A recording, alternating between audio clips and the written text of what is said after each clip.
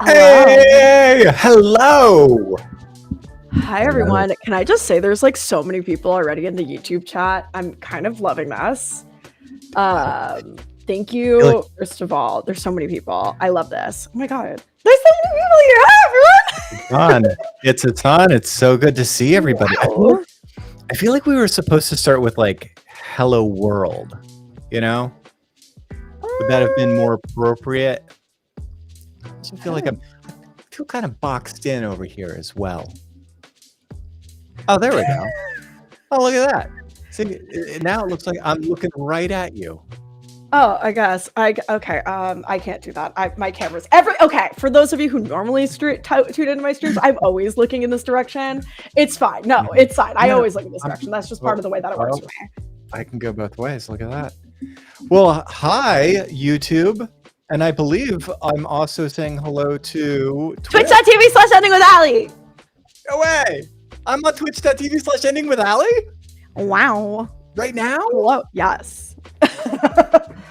I guess I should say, for those of you who aren't aware, because I say it every ThreatWire, I am on Twitch right now, co-streaming. This is actually my first co-stream on my Twitch using Restream. So that'll be an interesting experience. It's going to be good times. Yeah. Hold on. Let's see what's going on in chat so far. First, people are being really active. Wow. Yeah, it's going to be great. Mr. Wednesday is here and everybody. So what could go wrong? Hak5 is passively proving quantum entanglement and relatively time is an illusion. Looks like. Darren, someone asked if you're still applying product in your hair. No, this is all, it just falls like this naturally. You wouldn't believe. I just like wake up and I go. Full cap. Absolute cap. See? People talking about me. Glitch is here. Hi, Glitch. Hi, Corbin. There's so many people to say hi to. 7 minutes late, I want 20% off gear. Chill, it was my fault. I always do this. Yeah. Man, it's good to get on the stream. It's been way too long since I've seen these folks. Hi everyone. Okay. Like, you do this regular. You do this like on the how many days a week do you stream? Like 3 to 5. I will do a couple hours at it. First of all, mod me in your own chat. I'm not modded. I modded you. Oh, well, you know, I'm sure MG or Glitch Tech or Hak5 Corbin will get you the mod just as soon as you say something in the chat. I did. I put my Twitch chat. I would pin it, but I don't know how. I don't really know how to use YouTube streaming at all. Again, I'm usually live on my Twitch. But hi, everyone. Okay, so we're back. We're live. I said that we should. So basically, the idea was I said that we should do a live stream because there's a lot of people here at Hak5 who are unfamiliar with me. And I thought, why not put me in my own element, which is live streaming and not reading from a teleprompter, as we clearly know. And I know, don't worry. Give everyone the opportunity to get to know me. And yeah, Glitch wants to know how I stream 3 to 5 days a week. I don't leave my apartment. The first few times I met Darren, I would mention, I was like, yeah, like I left my apartment today. And Darren was like, why do you keep saying that you left your apartment? And I'm like, I don't think you understand. I don't leave. I don't leave. I don't have a social life. I just like sit and I stream and I vibe at home. But yes, this is an opportunity for... This is an opportunity for a little Q&A, get to know me. I know that Darren has come with some games and wants to, you know, bring some vibes. Games. I want to get to know the real Ali Diamond, the real ending with Ali. Starting off with, Ali, what was your AIM name? What was your MSN? Oh my God. What was your Yahoo? My AIM name, let's start.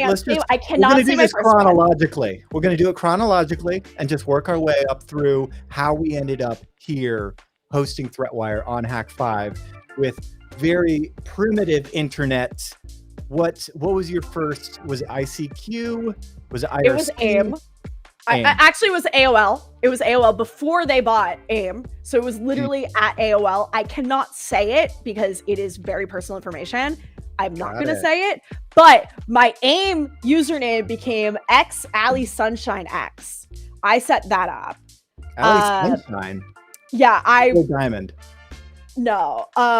Yeah, it was X Alley Sunshine X. And that was the one. I had a Tumblr for a while. I was on RuneScape, Habbo Hotel, Gaia Online. I wish I could get my Gaia Online account back. Oh my god. Second Life. WoW. No, I wasn't a WoW player. I tried to get into like Halo. Okay. I couldn't get into it. But yeah. Wait, so do you do online gaming? Into Not FPS really. or RTS? I don't. What's your go-to game? Binding of Isaac. I love Binding of Isaac. That's definitely one of my favorite games. Binding of Isaac is a top-down OG Zelda inspired shooting, like dungeon crawler, I think is what the genre is. But it's like a very short game. It can go anywhere from like 40 minutes to like 2 hours. You know, if you really like lean into it, you can make it go like a long time. But you know, average game probably lasts an hour and a half. But every single instance of the game is like a different way to play because it's all RNG and things like that, and there's a bunch of different items, and it was just a really fun game to play. Sounds like it's got a lot of replay value. It has a lot of replay value. I'm watching the chat also. My chat usually isn't this fiery, or not fiery, but right? Like active. This is why we're really lucky to have Glitch and MG and Hak5 Corbin in chat to to capture you guys' questions, right? Yeah. And so we can ask him an alley and get to know her better. Yeah. We already know you're. Would you classify yourself as a casual gamer? Yeah, very casual. My favorite game is like The Sims, Animal Crossing, Binding of Isaac. Yes. Suika game. I am addicted to Suika game. Oh my god. What is this one? I don't even know this. What is it? This is like the new trend. It's like 2048 meets like physics. Okay. I could get really down with that. Yeah. Like I will sit there. I have lost hours of my life literally just like on the couch playing 2048, and then I look up and it's dark and I'm like, when did that even happen? Yeah. It's 2048 with physics. All right, all right, we got a question here. What's your Smash Bros go-to player? Kirby. Kirby. I know. Who on earth would play Kirby? Me. I am a Kirby down B spawner. There's a Red Dead Redemption 2? Oh, yes, it came out a few years ago. Really? Very popular. Yeah. Oh, I love the first one. It's great. It's good music. Yeah. So, you know what I just found out? What? Anybody that is either A, nostalgic for, into, or just retro curious. I saw an article recently about a web-based version of DOS games called DOS Deck, where you can play like Doom and Syndicate and all those old school DOS games, but like in HTML5 in your browser. So I don't know. Play with that, I guess. HTML. What is it? DOS_deck. I've been meaning to check it out because I'm a big like Doom fan. We're just talking about this in a dev call earlier today. How you can like learn, I don't know, vector graphics and 3D modeling with game design tools. I guess now they're like way better. It's impressive. It's like the Moore's law as you approach, like it's just going exponential at this point. Now so you've got. Yeah. Who were you when it was X Alley Sunshine X? Who was I? Yeah. Like what was your I don't know, what would you say it was like right now, if you were to describe the vibe of your Twitch stream, kind of like what are the keywords that you would say if you're trying to like SEO it? Of my Twitch stream right now, of what I do. X Alley Sunshine, that was when I say like AIM, that was like 2001. Yeah. I've been ending with Alley since feel like I switched it in like, oh my god, why am I like maybe 2014?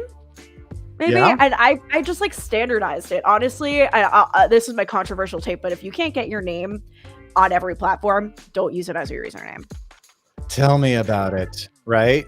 Don't forget to subscribe. Facebook.com/technolust. But if you, for a brand, if you get a, what's it called? I've had to do a couple of what's it called? Brand takedowns when you get a trademark. Like a DMCA notice or something? Yeah. No, just a trademark on the name, and then you go to the company and you're like, this is our trademark. We have this. Yeah. And then they usually give it to you. Yeah. We have a Twitter. Twitter was the only one that wouldn't do it. Really? Yeah. I've been lucky in that we've never needed to use the ban hammer, as it were, on that. But yeah. All right. How would you classify yourself? Introvert, extrovert? You know, because like I'm hearing streamer, but then like it takes a lot of motivation to get out of the house. I think I don't think it's that I need a lot. I have a lot of motivation to. I need a lot of motivation to leave the house. I'm just like deeply overwhelmed right now with my life. I definitely could be. People think I am definitely an extrovert and very outgoing, but like I was talking to my friend recently, and then I explained why I'm very shy, and they're like, "This is the absolute opposite of what I expected to you," and I'm like, "Yeah, I'm just like really good at faking it." You got me convinced. Yeah, it's all just a ploy. I just like to sit at home. I go on today I was in a Twitter space. Actually, Bash Bunny is actually currently in my Twitch chat right now, but I was doing a Twitter space with Bash Bunny, and like with like that I know. Okay, can we send Bash Bunny one? Well, if the person's name is Bash Bunny, they definitely need a Bash Bunny. Exactly. They're in my Twitch chat right now. We got you, buddy. Yeah, Bash Bunny is in my. I literally was thinking about how we need to hook Bash Bunny up with one, and Bash Bunny recently went on a tirade about security. So she didn't know when she made the handle. Oh my gosh. You know, we've actually had folks come up to us at the booth at DEF CON and show us like OMG tattoos and like Bash Bunny, or not Bash, I don't think we've seen Bash Bunny, but we've definitely seen a pineapple and a duck. Oh my god. That's crazy. Yeah. But tattoos? I literally forgot where I was going with this. It's fine. But I guess we should say how I think that talking about DEF CON is a really great leeway to talking about how this happened and how I'm here. What happened? What you did was you went for the physical access exploit. We all know with a few seconds of physical access and a rubber ducky, all bets are off. And Ali took this to the next level because I'm just minding my own business, you know, selling pineapples at the Hak5 booth at DEF CON. Come by, say hi, we'll do selfies. It's so much fun. And she's like, hi, I need to give you this, and hands me, oh man, I should have grabbed it. It's in a box downstairs. I just moved into this house. Hands me a rubber ducky with your screen name on it. And I'm like, what screen name? Screen name. Handle? Username? All right. Yeah, I feel like no one calls them screen names anymore. Yeah, 2FA seed. I don't know. There was something scribbled on it with an @ sign at the beginning, and it was quite obvious with your energy that like I immediately knew like, oh damn, you're somebody I want to work with, and that just got the conversation rolling, and it was like perfect timing. Yeah, so basically what happened was I was like, teehee, let me give away, like, I'm going to order 100 rubber duckies and put my name on all of them. Actually, I only gave out 90 of them because 10 of them were black and I didn't have a silver Sharpie. So they're actually like a bunch of them are up there. I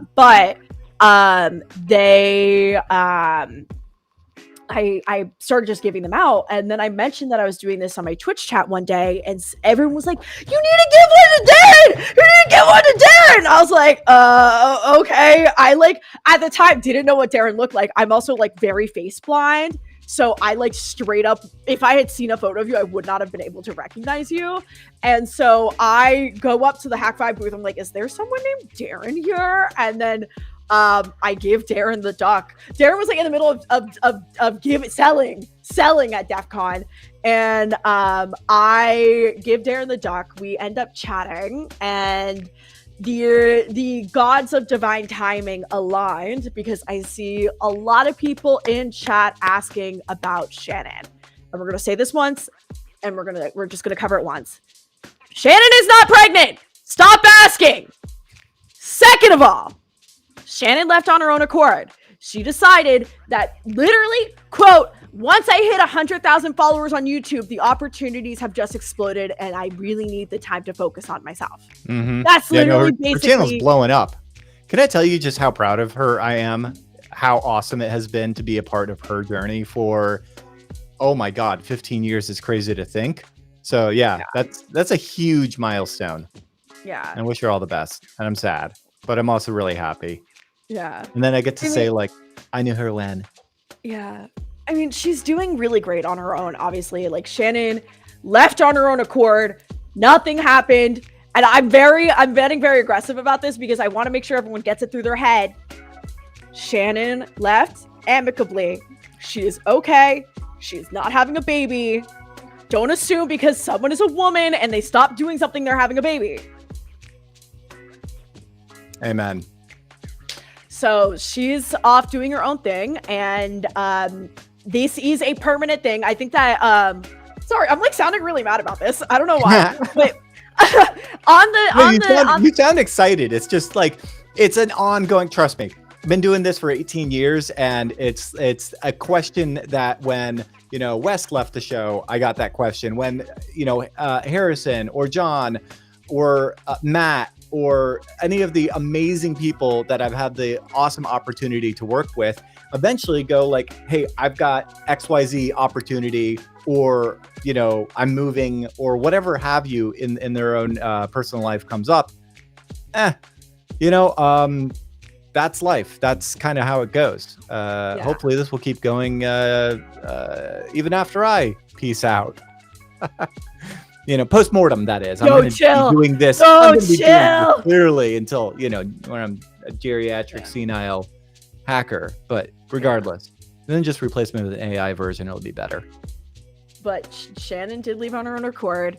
And literally at the same time, Darren and I were talking about things I could do for Hak5, because Darren wanted me to be super involved and was like, we want you on. The timeline was perfect because we started chatting even before. We were talking about hey, what would be a good introduction?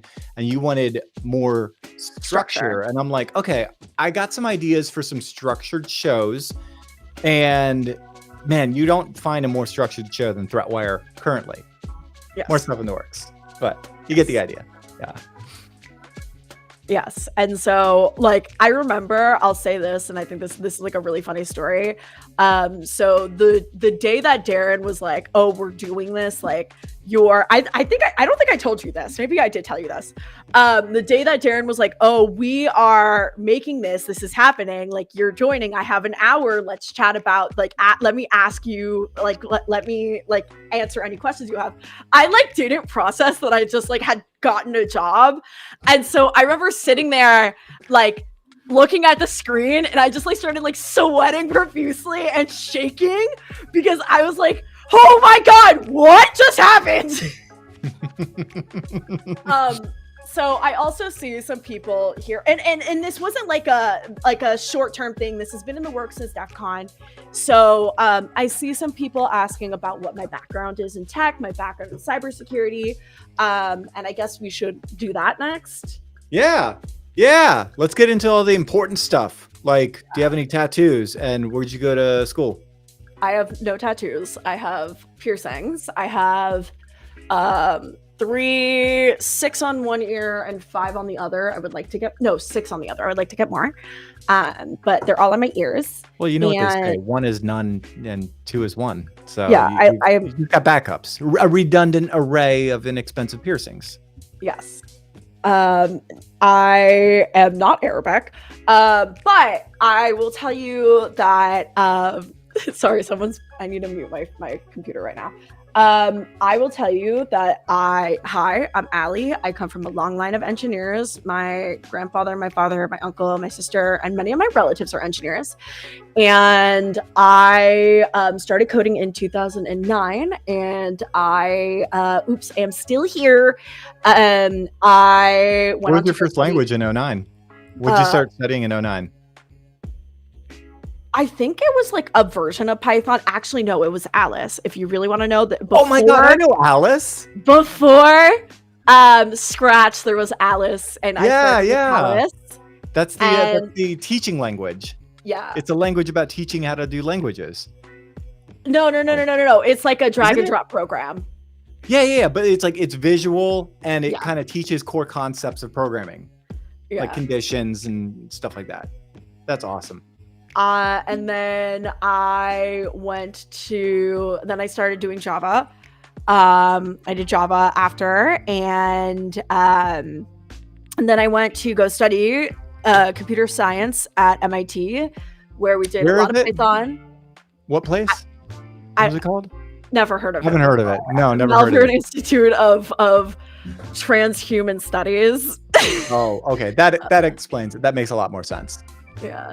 I went to school at MIT, of course, and I remember at MIT talking with everyone who took the security course there, and I thought they were all the dopest, smartest, coolest people in the world. Like, I was so impressed, genuinely. Like, I always thought that the people who took the security course were the smartest people, and I really looked up to them. And then I remember sitting in my friend's kitchen in 2015 and hearing him talk about this conference where he took $1,000 out in cash, only bringing burner devices. And I was like, what is this? And I learned about DEF CON there. And I actually recently saw him there because I visited MIT recently, and I saw him and I was like, hey, I work at DEF CON now and I do all these things. And he's like, what? I was like, thanks for teaching me. But he told me about DEF CON, and then I took the security course. It was the second hardest course I took at MIT. Really? The first hardest course was what made it difficult? I just think it was very nebulous in a way. I think that buffer overflows just don't make a lot of sense to me. I just don't think I conceptualize things that well, like buffer overflows, and so yeah. Did they do like the ice cube tray thing? No, we had to read a bunch of scientific papers, analyze them, and then implement them. It was a lot of like. Sounds kind of dry, if I'm honest. It was very dry. It was very dry and very coding heavy. It wasn't a lot of tools. It was very code focused and code exploit focused. So it wasn't tool focused. And that's cool, because then it's like foundational. It's not like, oh, you use this tool to exploit that thing, and then that gets patched and that tool is useless. Yeah. Cool. So I will tell a really funny story. My teacher that year, normally it was this guy whose name starts with a Z, but my teacher this year was, hold on, I just want to look up,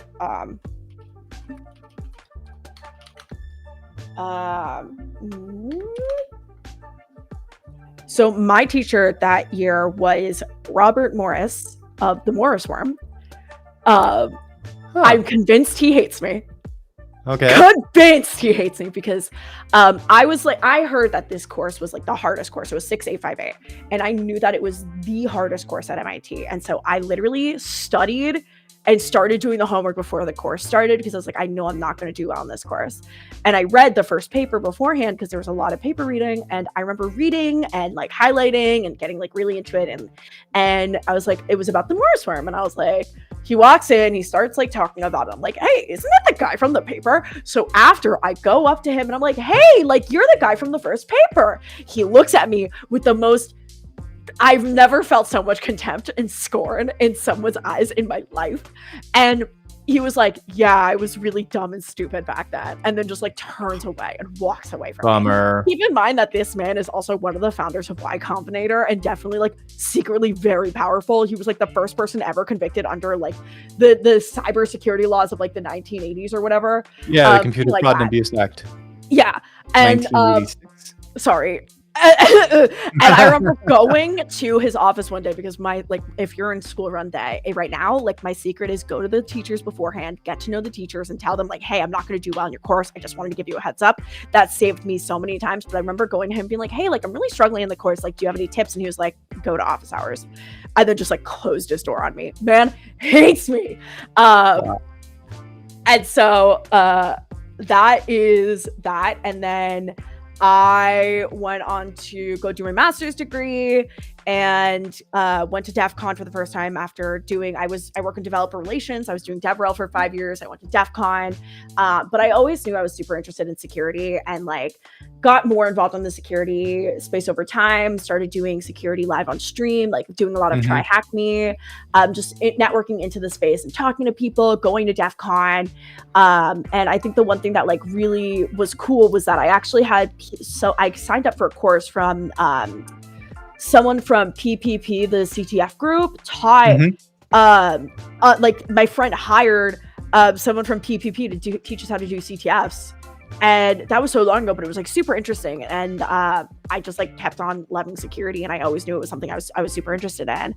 And one of the jobs I went to work for was at Lacework, which is a security tool. Got laid off 2 months in, which was so fun. Yikes! That doesn't sound like fun. 2022 was a very aggressive slap me in the face year. I got laid off twice. Yeah, very exhausting. You have a video about this, actually. Yes, I do. It goes into kind of the whole DevRel experience. Yes, I do have a YouTube video on my YouTube channel. Links.alley.dev if you want to find me online, because I think some people like don't realize that. Someone was like, oh, I didn't realize you were on Twitter, and I'm like, my biggest following is on Twitter. That's really mean. I gotta say, links.alley.dev is a good one. We'll put up a lower third, but just alley.dev. 1, awesome URL. 2, love the macOS inspiration on that one. macOS, that looks like pre-10. It's definitely pre-macOS X. 7? Yeah. I just looked up old Mac and then kind of mishmashed together whatever I wanted it to look like. I did it myself. And for the engineers in the chat who are like, how'd you do it? I literally just used JavaScript, CSS, and whatever I wanted. There's no React. It is a static website. Rock on. Well, I love it. I think it's one of those simple sites that everybody can get behind. And yeah. What was it? Someone asked me what the hardest course at MIT was. It was concurrency and multi-core programming. That was genuinely the hardest course I've ever taken. So, yeah? Just throwing that out there, just pulling at threads there. Yeah, it was very difficult. Exactly. We're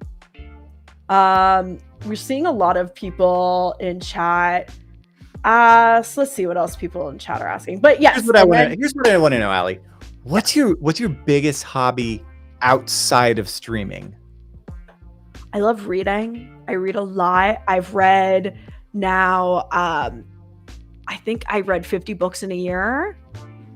More than 50. I think it may have been 80. I think I read 80 books in a year. I read a lot. I don't go anywhere without my Kindle.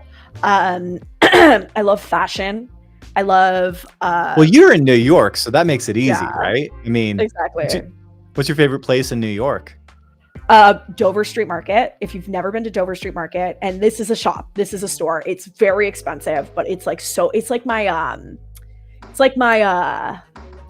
Disneyland. I like to take my friends to Dover Street Market because it's like fun to go look around, because you'll see like, now I'm going to start throwing names out there, but like Prada, Gucci, Comme des Garçons, and like they have all the pieces stocked there. So you just see like the craziest fashion there that I'll never be able to afford. But fun to admire. So cool. Yeah. You know, with the craftsmanship that goes into to high fashion. Yeah. Someone asked me for a book rack. My book rack I recommend right now is The Empyrean by Rebecca Yarros. I just finished it. It's really good. Excellent world building. Just keeps you sucked right in. So yeah. And then I like what's its genre? Romance, fantasy. Okay. It's trending. It's like literally #1 on the New York Times right now. #1 on Amazon, #1 on New York Times. I literally was in the gym and they interviewed her on Good Morning America. Also gym is hobby. I gym every day. Literally, when I was telling Darren how I don't leave my apartment, I was like, well, I technically go to the gym every day. Does that count? Probably not, because it's really close to where I live. I'm not a real person outside of like my apartment, which, like, for those of you who don't know, I guess I should also give context. For those of you who don't know, I literally film ThreatWire here, literally. Hold on. Like, I stand up. If this will go up, mister. I stand up, and then I have the background pops out. And so when people are like, you need to adjust your camera length, I'm like, I really can't. I only have this much space before I hit my bed. I feel you. I was just talking to E the other night about this, where you can literally like put your arm out and your foot out and touch both walls. The backdrop is 8 foot by 8 foot, and it is comical. I think you shared the photo on Twitter when you first put it together, and it touches the ceiling and the walls. now it just touches the ceiling because I got this really great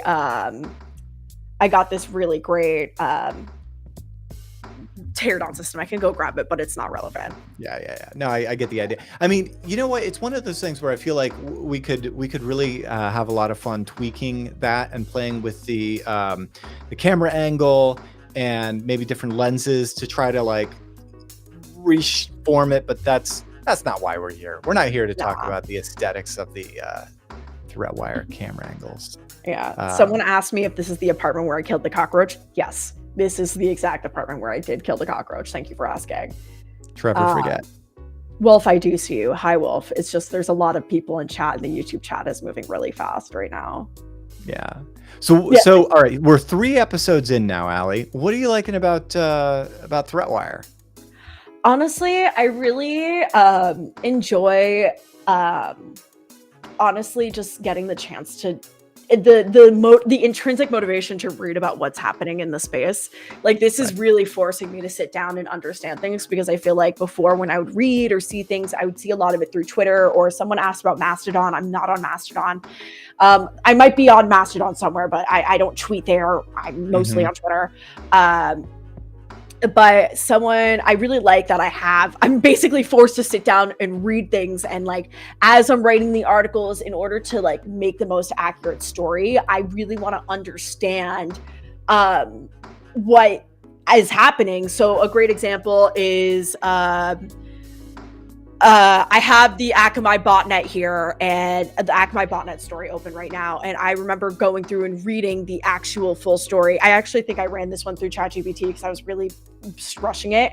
But there was one last week about like the Google server vulnerabilities that they found with Intel. And I like sat down and I really wanted to understand like what it meant and why it didn't work, and why there were vulnerabilities in the servers that Google had found, the Intel servers that the Google research team had found. And I was like, this is very interesting. Like, let me really try to understand it.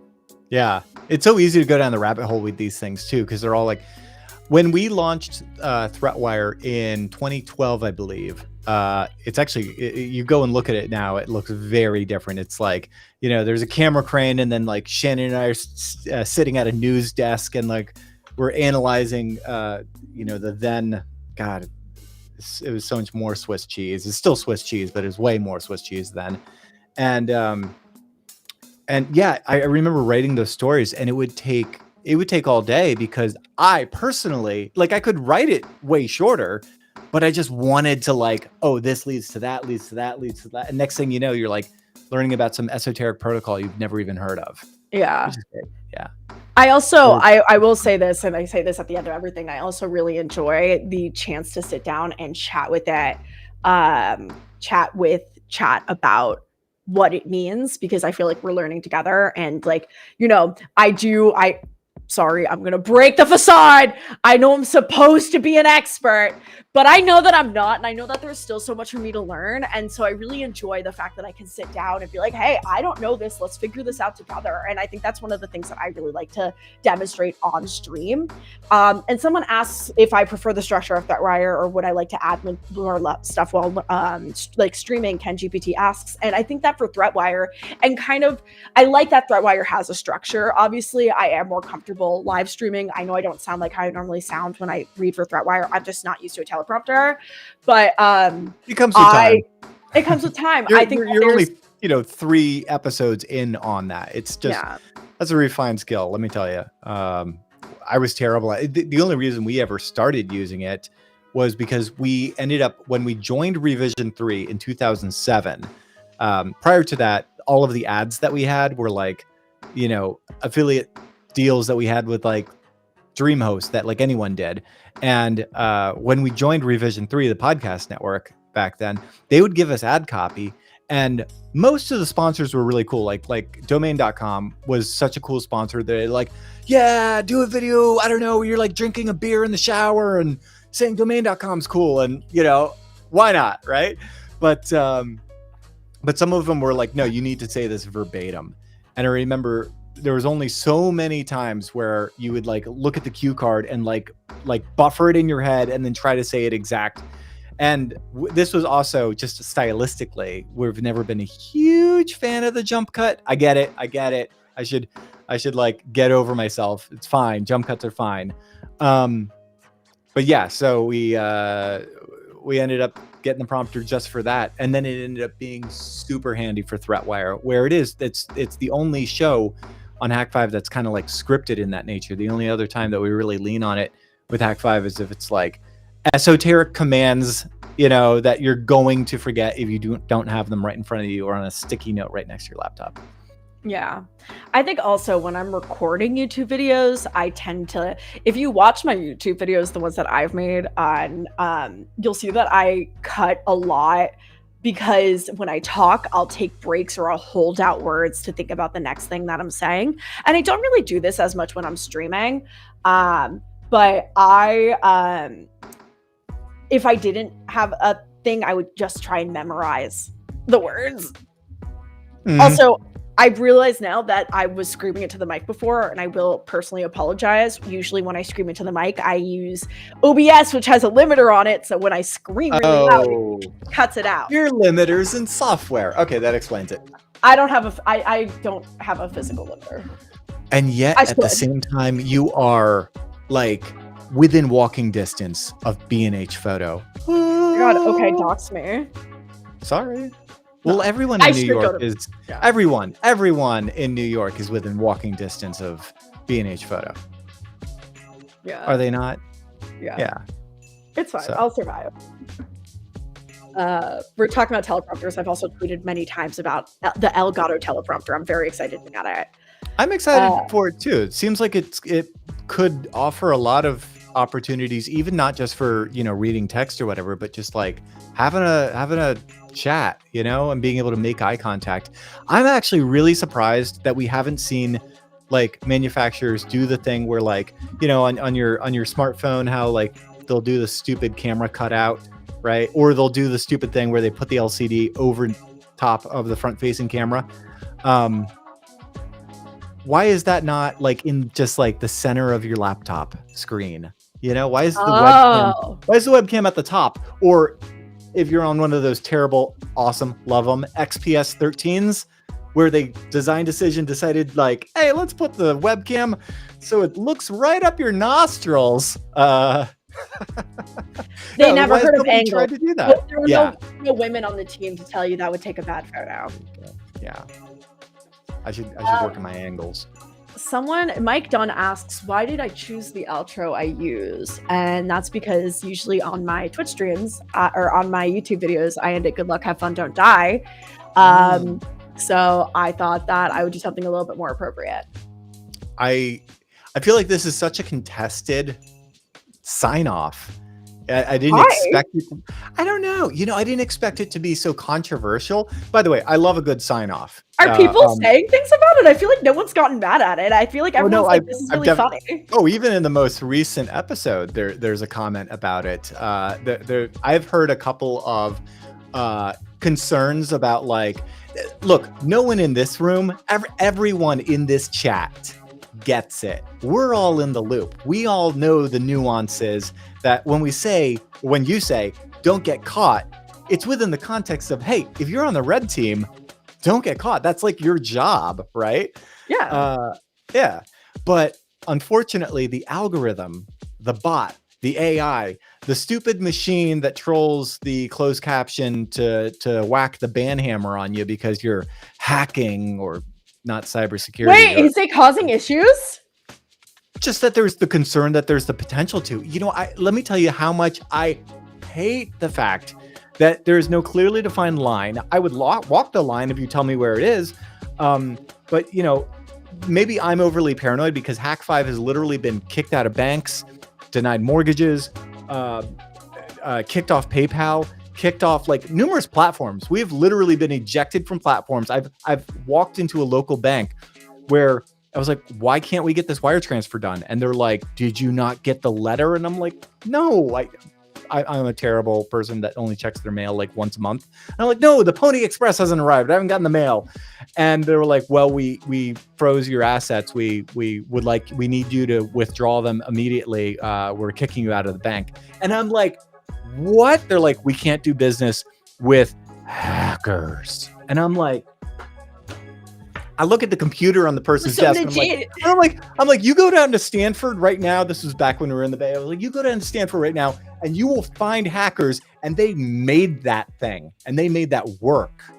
And I was just so frustrated and passionate about this. And that now I've learned, like, you know what? The stigma's there.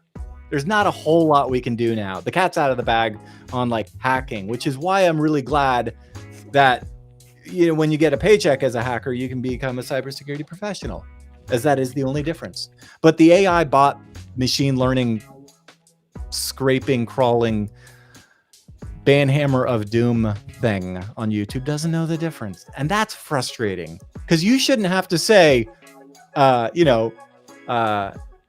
Good luck. Yeah, well, you should be able to say, you shouldn't have to say good luck. What was it? Don't get caught. Hang on. Good luck, have fun, don't get caught. Good luck. Yeah, you shouldn't have to say good luck, have fun. And as a ethical pen tester on a legitimate red team engagement with permission and authority, do not get caught.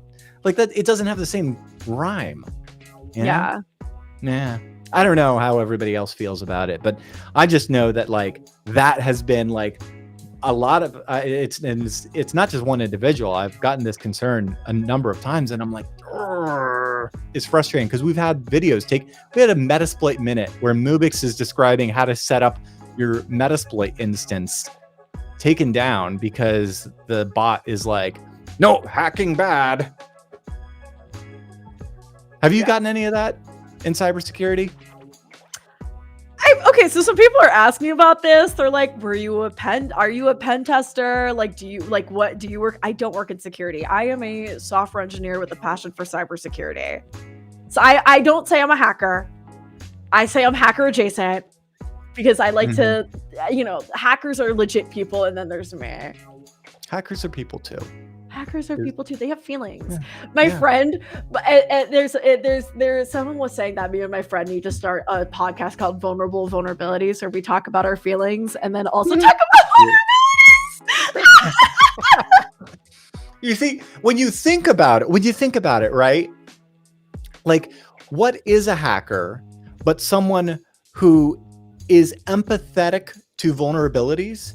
And then goes to that individual or entity and says, hey, I noticed these vulnerabilities and I want you to fix them. I want you to be better, be gooder, right? I mean, like, are hackers then not just like modern day digital therapists? Come on.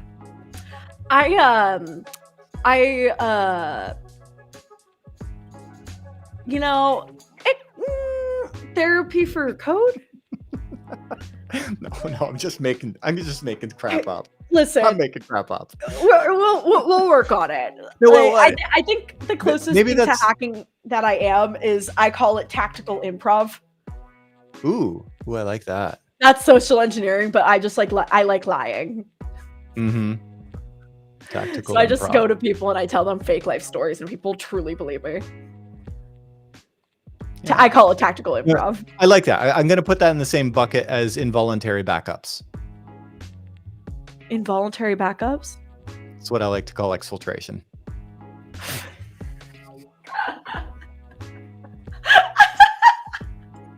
Sorry, we got some questions in here.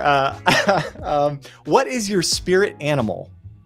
A small Italian greyhound who's shaking violently. If you know Jenna Marbles, it is Jenna Marbles' dog Kermit. Yeah. Shaking violently. I just wish I had the dog toy squeaker to make the. I have 5 in the corner for my fake dog. Yes. I have a dog, but he's not my dog. It's complicated. Soft spot in my heart for Jenna Marbles. Okay, what about your spirit emoji? I really like this emoji, the salute emoji. I use it a lot. I use the salute emoji a lot. That's underused in my arena. But I could see that. I actually just saw it for the first time today or yesterday. I haven't sent it to Weird you. that you said that.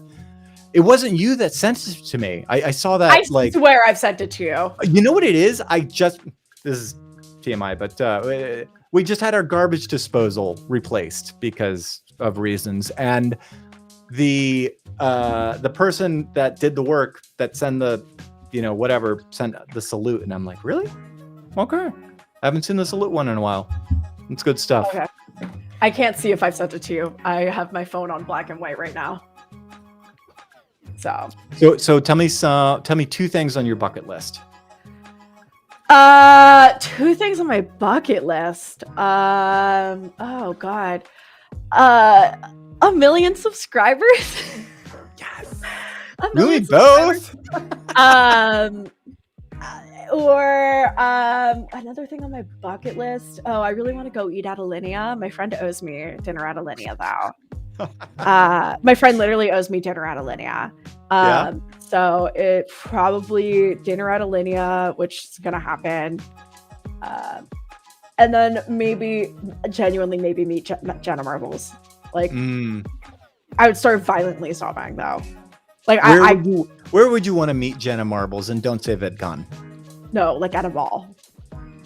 I know that Jenna Marbles is like seen as a very controversial figure. I don't obviously there was bad, there was good. I don't want to get into it. She has saved my life. She is probably one of the most important people in my life. And if I ever saw her, I would start violently sobbing. But I wouldn't be able to hold my legs up.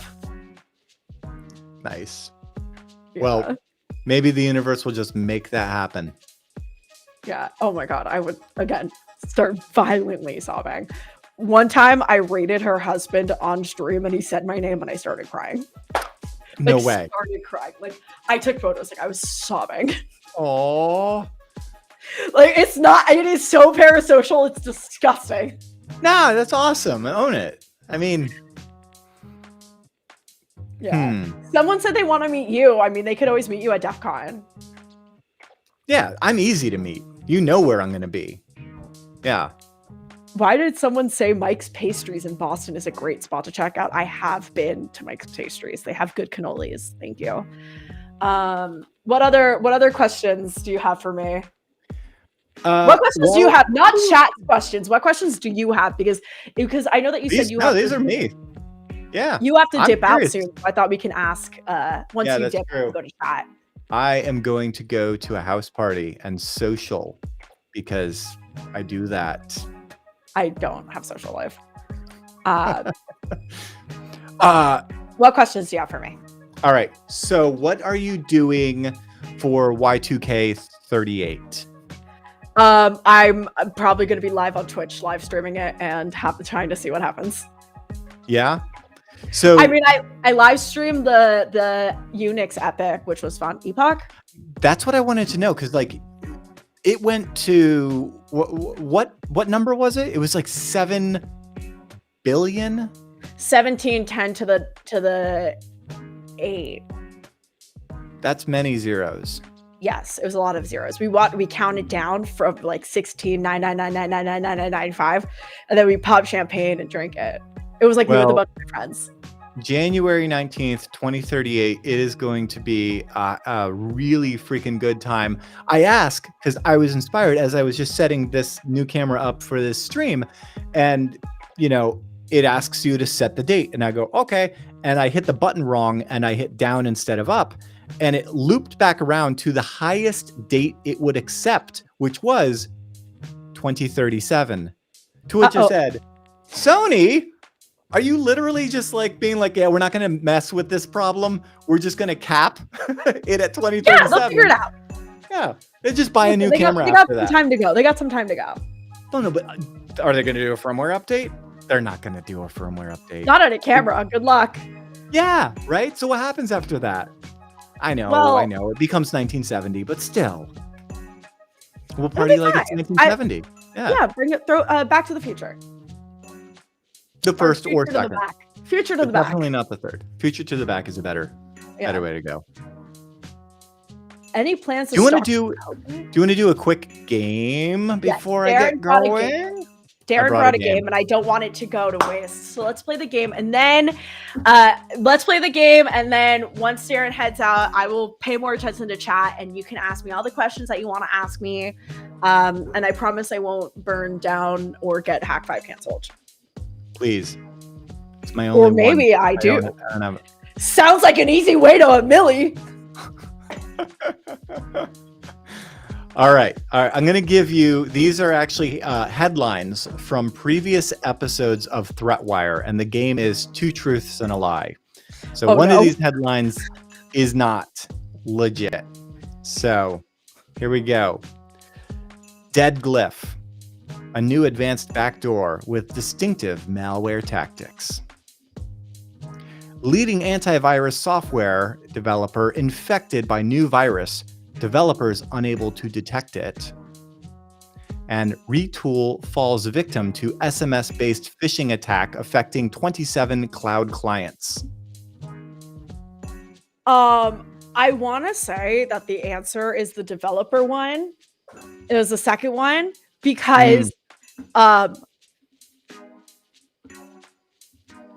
the third one was very specific. And I feel like that's actually the fake one because it puts real numbers, and I feel like you normally don't put numbers into the header. Yeah. So that's like the gut check, but I feel like this third one was I feel like the third one was like COVID. Was the announcement of COVID, but it's either the second or the first one's good, but I think I need to go with the third one. I think I need to go with the third one. No, you were so close. You had it. It was Nope. There was not an antivirus software company infected by a new virus that developers were unable to detect. Although, no, you said antivirus developers, and I was like, the developers got sick. Oh, I missed. And I thought it was like a really fun way to say COVID. All right, Mulligan. It's I see where you're going with that one. Yeah. The antivirus developers called out sick. That's what it was. All right. Yes. Well, we're gonna. That was a practice round for both of us. Yeah, it doesn't count. 0 deaths. We're both getting 0 deaths. Mostly. All right. So, phishing attack on cloud provider with Fortune 500 clients led to $15 million crypto theft from Fortress Trust. That's actually a real story, and I know that one happened. Okay. Microsoft AI researchers accidentally exposed terabytes of internal sensitive data. Well, we all know how secure Microsoft is. Cybersecurity firm declares bankruptcy after falling victim to ransomware attack. It's the third one. Yeah? Your final answer? Yeah. Correct. Oh no. Yeah! Let's go! Oh, it's definitely the other one. We all know. I keep up with some news, and obviously people, when $15 million gets stolen, people talk about it. Oh my God, I'm so sorry. I forgot I don't have my limiter on. I'm so sorry. Yeah. No. We all had ears. It's good. You've limited us as an audience. It's okay. It's free pen test for our ears. Yeah. The second one, we all know Microsoft is the most secure company in the world, and they never have any issues at all. And because we all know that here's a little call out. We all know that Citrix it uses Microsoft Cloud Azure, so we know that's security. And the last one is just a secure cybersecurity company that files for bankruptcy. That wouldn't make news at ThreatWire. Yeah.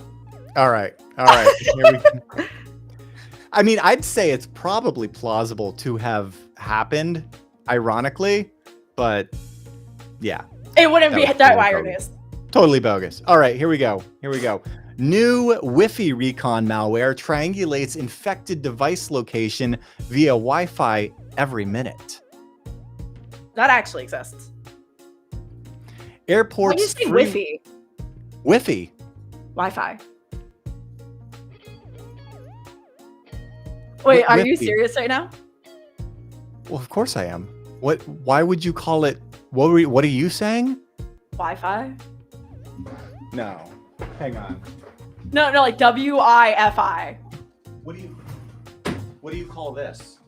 Wi-Fi pineapple. What? Why? Are you capping right now? No, that doesn't sound right. I feel like, are you sure? Absolute. You don't call it. You don't call it a Wi-Fi pineapple? Absolute cap. No. All right. There's actually a really good story behind that one.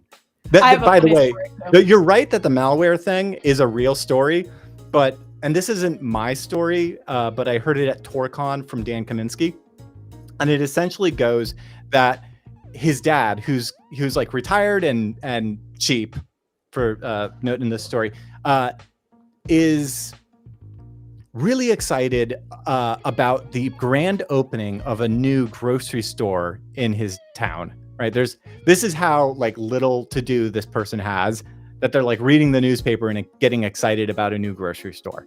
So store opens, grand opening, first day, shows up, and he's just having a blast because he's going up and down the aisles, going, 2 and 3 times around to the people with the little samples on the toothpicks and just like getting all the free stuff. Right. And then notices that on his way out there's a cafe. There's a cafe inside of this new grocery store, and he's like, oh, this is going to be great. Sees a big line of people, so he's like, all right, cool, gonna get a coffee, gonna get in line. And he finally gets up to the barista and is like, I'd like a small coffee and a free Wi-Fi.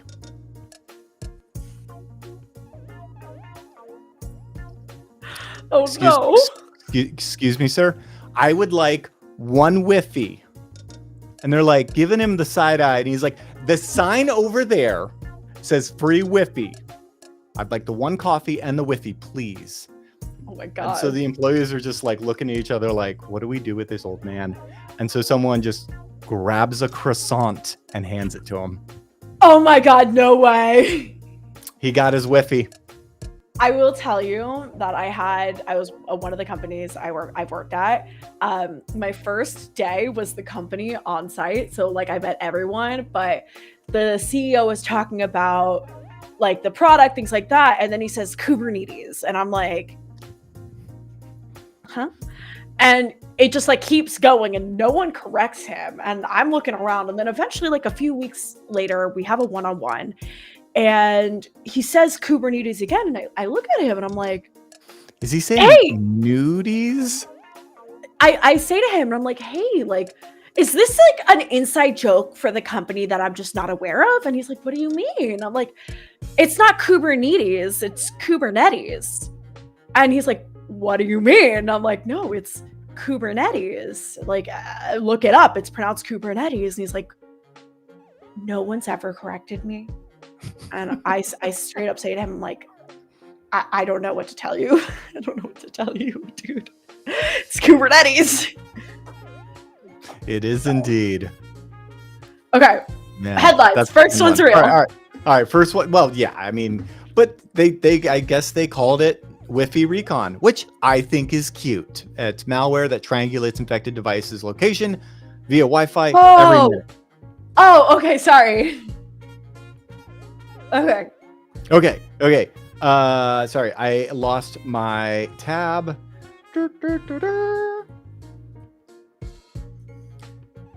Airports' free Wi-Fi, actually a social experiment to test passengers' security awareness.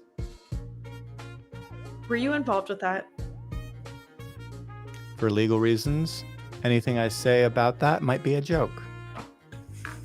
And finally, Facebook postpones plans for end-to-end encryption in Messenger and Instagram until 2023.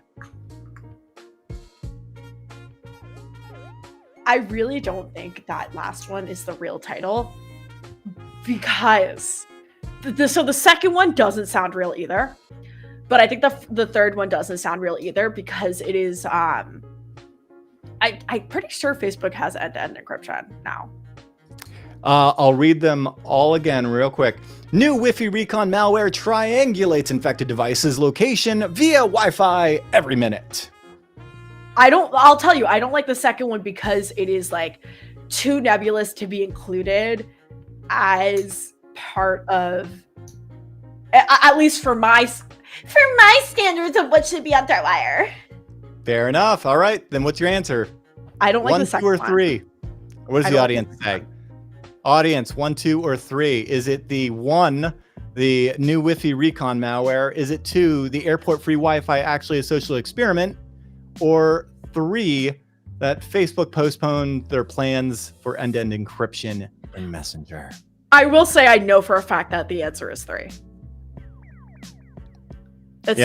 I know it's 3. I actually know it's 3 because Facebook is end-to-end encrypted. The operative in it is 2. The airport free Wi-Fi was not actually a social experiment to test passengers' security awareness. The Facebook postpones plans for end-to-end encryption in Messenger and Instagram until 2023 was an old story and followed up with Meta sets to enable default end-to-end encryption in Messenger by end of year. So I know. All right. One more.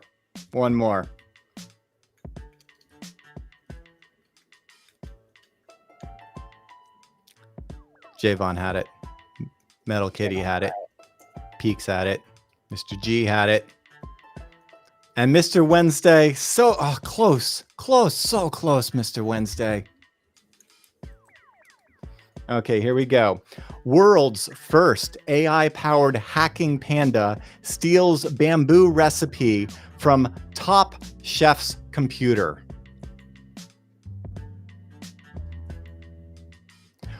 New hacker collective meme team takes down government website with cat memes.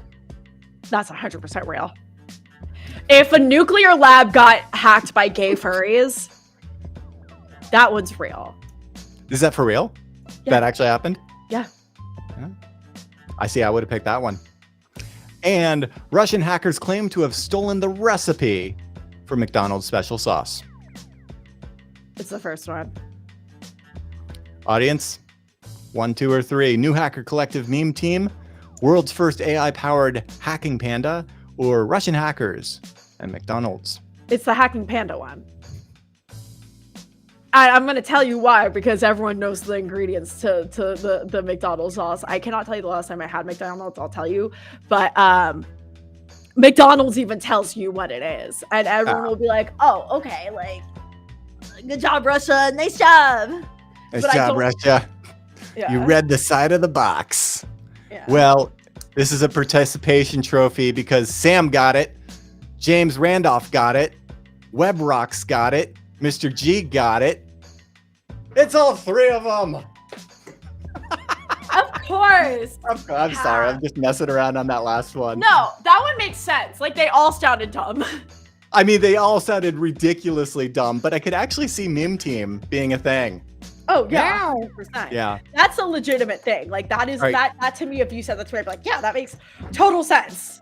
Guys, when we turn this podcast around and all of you are accomplices in our new hacking group, we're meme team, okay? That's happening. Meme team supreme. Let's go. Let's go. Hey, before I get going, you want to clue me in on what's coming up on your YouTube? On my YouTube channel, I have to edit my next video. I'll let you know when it comes out. Can you give me a little tease for the latest? Because I might have caught E watching it and it's hilarious. Oh, the one I just posted, or the one that actually I actually have. So okay, I'll tell you. I will tell. The one I just posted is about the devternity situation. And I just think that, you know what, if you are going to use women in STEM to run a stock account, why don't you use a real woman in STEM instead of just random girls on the internet? But I will tell you what my next YouTube video is going to be about. And it's about how my favorite software engineer is Rivers Cuomo, lead singer of the band Weezer. Your camera just went out. Hey, I just found out that this camera has a finite limit in its battery life. Can you still hear me? I can. Wonderful. Rip. Rip indeed. But that's okay. It's okay, because you're heading out anyways. You could say that it's divine. See, that's my cue. That's my cue. Yeah. Hey, you know what? I had an awesome time, Allie.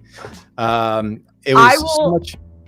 No, continue. It was just fun hanging out with you and Mike Dunn and James and Andre Johnson and Sam and all the rest of y'all, Repair Studio, Web Rocks, the crew, as it were. And you know what? There's way more crew over at twitch.tv/endingwithallie. That's where I'm going to be spending my Thursday nights. If I'm live on Thursday. What are your stream days? I know that Monday is your actually ThreatWire related. Monday is your writing day. And then it is really up to how I'm feeling every day, because I have very variable feelings about existence. So genuinely, I should have a schedule, but I don't. But what I will tell you is that for those of you who are here, don't worry, it's not over. I'm going to stay on and do more Q&A with the audience here right now. But if you want to see when I'm live, just follow me on Twitter. I usually post a photo of me doing something. And I like to go live during the weekdays, sometimes during the workday, where you can come hang out and we listen to music, or I do the occasional game. I'm playing Zelda right now for the first time ever. I have never played Zelda in my life. So if you want to see me play Zelda, sorry, someone in the Twitch chat just said, I have variable feelings about it. And I realized that's actually hilarious. Well, hey, we got two new slogans: variable feelings for existence, and what was the other one that's going in the bucket alongside? Tactical improv. Tactical improv. See, yeah. I would do tactical improv with you any day, Allie. This has been so much fun. I'm going to sign off. I'm that guy wearing his own shirt, and I'm going to say that thing I always say. Good luck, have fun, and trust your technolust. Have fun, guys.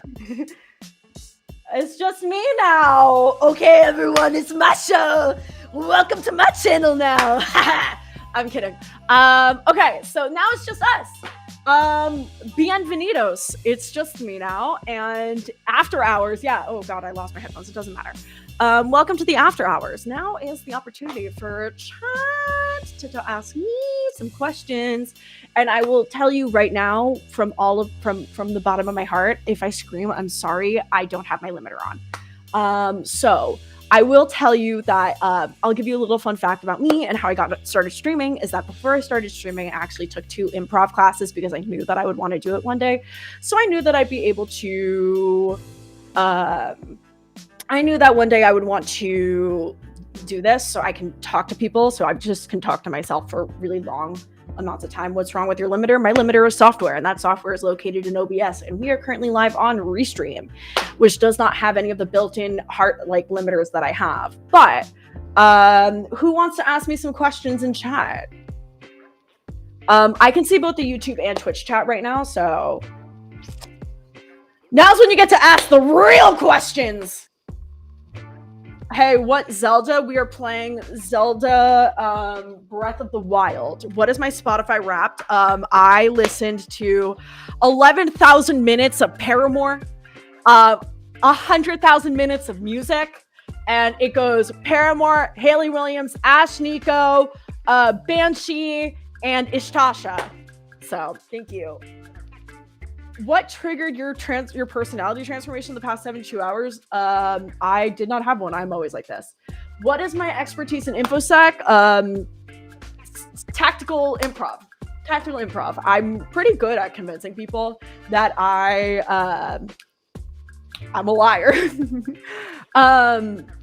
Am I on Final Fantasy? No, I am not playing Final Fantasy. Nope, not answering your question. I see that you have the Animal Crossing Switch. Absolutely. When I went to the Nintendo store in Japan, I did start crying because I am a huge Animal Crossing fan. How did Hak5 find me? Hak5 found me because I found them at DEF CON. What is my favorite show? My favorite show is nothing because I don't watch TV. I do occasionally watch anime. And you can see right there, I do have Chainsaw Man slippers, but I would have to say that my favorite animes right now, in no particular order, are, because I know someone's going to ask me, is Assassination Classroom, Attack on Titan, Soul Eater, but the ending of the Soul Eater anime sucks. Don't correct me. And because I love Soul Eater, I also really like Fire Force. And Psycho-Pass, really good, but only the first season of Psycho-Pass. What did I buy on Black Friday? I bought this t-shirt I'm wearing. I have a background in cybersecurity. I took one course in college and everything else is self-taught. Do I like coffee? Yes, I usually just get an iced latte. I am an iced coffee girl. I started drinking coffee in Massachusetts, so I am a mass hole through and through. What have you developed? A lot. Do I like Taylor Swift? No. How about Darude Samstor? Absolute bop. Do you keep a normal sleep schedule? Yes, for the most part. Do you recommend improv for everyone? Absolutely. I think it does help with your confidence, and I think it helps you understand how to navigate different situations and helps you kind of think about creativity in a different way. Which DEF CON? My first DEF CON was DEF CON in 2018, and then my second DEF CON was DEF CON 2022, and then I met Garen officially this DEF CON, but I did meet Shannon last DEF CON. Anime talk. My favorite book is A Mango Shaped Space, but that's like a kid's book. But I recently read Iron Flame and it was amazing. Serious question, how do you maintain such perfect style both inside and outside? I think do a lot of internal retrospection. Outside, I look at TikTok. Just kidding. I look at Instagram and are you doing anything fun for the December to remember Lex's sales event? In this household, we celebrate Toyotathon. Please be respectful. Have you seen Monster? No. How many charged lemonades did you drink before the stream? Actually, none. I did not drink any coffee today. I usually don't drink coffee on the weekdays. Mac or Windows? I usually use Mac. Do you have your own lab? I have 2 Raspberry Pis that I stack together, and the stack is named Stacky. My favorite drink, if I go to a bar, I usually get a vodka soda, 2 limes. Longest compile, my brain. Ubuntu or Fedora, actually, I prefer Ali Linux. It is a fork of Kali Linux that I will release soon. Am I stoked to be collabing with Hak5? Yes, it is a actual dream come true.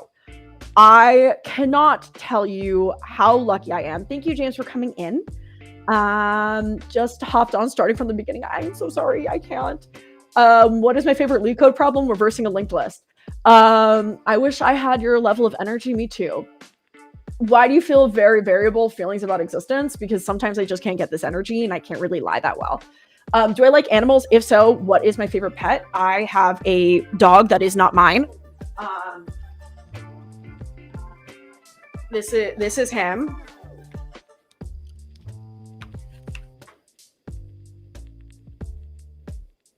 He has only one brain cell. Please be nice. And I love him so much. I love dogs. Rust or Golang, and why is it Rust? It's Golang. Arch Linux or Ubuntu? Absolutely Ubuntu. Light mode or dark mode? Very much a dark mode girl, but I use whatever. ThreatWire, how do you feel settling in? So Metal Kitties asked, how do I feel settling in, and what's been the most helpful comments you have seen to give you the confidence with the show? Honestly, Darren and the Hak5's team have been absolutely so sweet and so kind to me. And Darren has really sat down and worked with me a lot to make sure that I feel really prepared. Like literally my first time, he was like, before I even did my first episode, we spent like 3 to 4 hours just reading old scripts together on the teleprompter to practice, because he really wanted to make sure that I was up to date. And they really do care about making sure that I'm not up to date, up to confidence. And I think was very kind of them. And I'm very grateful for that, of Darren specifically. And everyone on the Hak5 team has just been so nice and so kind and supportive of me coming on and taking over ThreatWire. I mean, before I even took over ThreatWire, Shannon and I had the opportunity to sit down and chat with Darren about everything and just hear the whole stories. And even Shannon has been so nice and supportive. Even before I took over ThreatWire and this whole thing happened, when she was still doing ThreatWire and I had the chance to meet her first, I had the opportunity to sit and just chat with Shannon and just ask her questions about being a female in the technical space and the content creation space, specifically the technical content creation space. And she was just like, gave me such amazing motivation. And I'm so grateful to have had the opportunity. And genuinely, this is a dream come true. I cannot make that up. Debian or Ubuntu? Again, Callie, what are my dreams? Live fast. Slow down a bit. Maybe. I'm really on one today, honestly. Like, I woke up and I took scissors and cut my own hair. So I'm like on one today. I had a brownie for breakfast. Slow down a bit. I'm sorry. I'm just really excited. And there's so many people in chat asking questions. Why did they pick me? Darren likes my energy. Darren saw my TikToks. Literally, Darren was like, I watched your TikToks. I think you're so funny. You have a great comedy. Like, you clearly are passionate about cybersecurity. You have the chops to be able to pick this up. Like, I think you're a great fit for this. I really enjoyed your insights on the Twitter space earlier today, hosted by Bash. What is your worst networking experience to date? My worst networking experience to date is when guys follow me around conferences. Off the top of my head, could you reverse a linked list? No. You can tell she's being brutally honest. Love it. Yes, I have no filter. I earned my first timeout since 2006 right here tonight. Glad it had a moment. Welcome to the fold. Thank you. What are my goals in life? My goals in life are to, I can't say that on this stream, so I'm not going to say that. But, you know, live life to the fullest and get as much out of life as I can. From your point of view, what is wrong with the current IT world? This is a great question. I think the problem with the current IT world is one, there are a lot of tools, in my personal opinion. Obviously, I am not an IT person, so I can't tell you that, but I think that from the security aspect of things, I think there is still a consistent disconnect on developers knowing how to develop securely instead of just getting things done. And I think that that is a really hard bridge to gap because developers don't care. And that's just it. Like, in my full-time job, I try to write secure code, but I'm also still understanding this legacy stack that I do, that I have to be integrated in. And I think I don't know what secure code looks like in this legacy stack. Like, I genuinely cannot tell you. Can I part my hair, side part my hair? That's a very random question. What's hack? Nope, not gonna do that. Okay, Jesus, chill. Do you know how to use rabbit ears? No. What inspired you to get into security as a career, or did it come naturally? I don't work in security. I am a software engineer.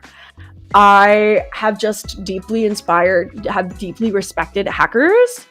Hackers are some of the smartest people I know, and they know so much about stuff and can figure things out. And I think that's so amazing. And I want to be like them. And what better way to try and wear someone's skin than to join them, you know? I don't know who you are, neither do I.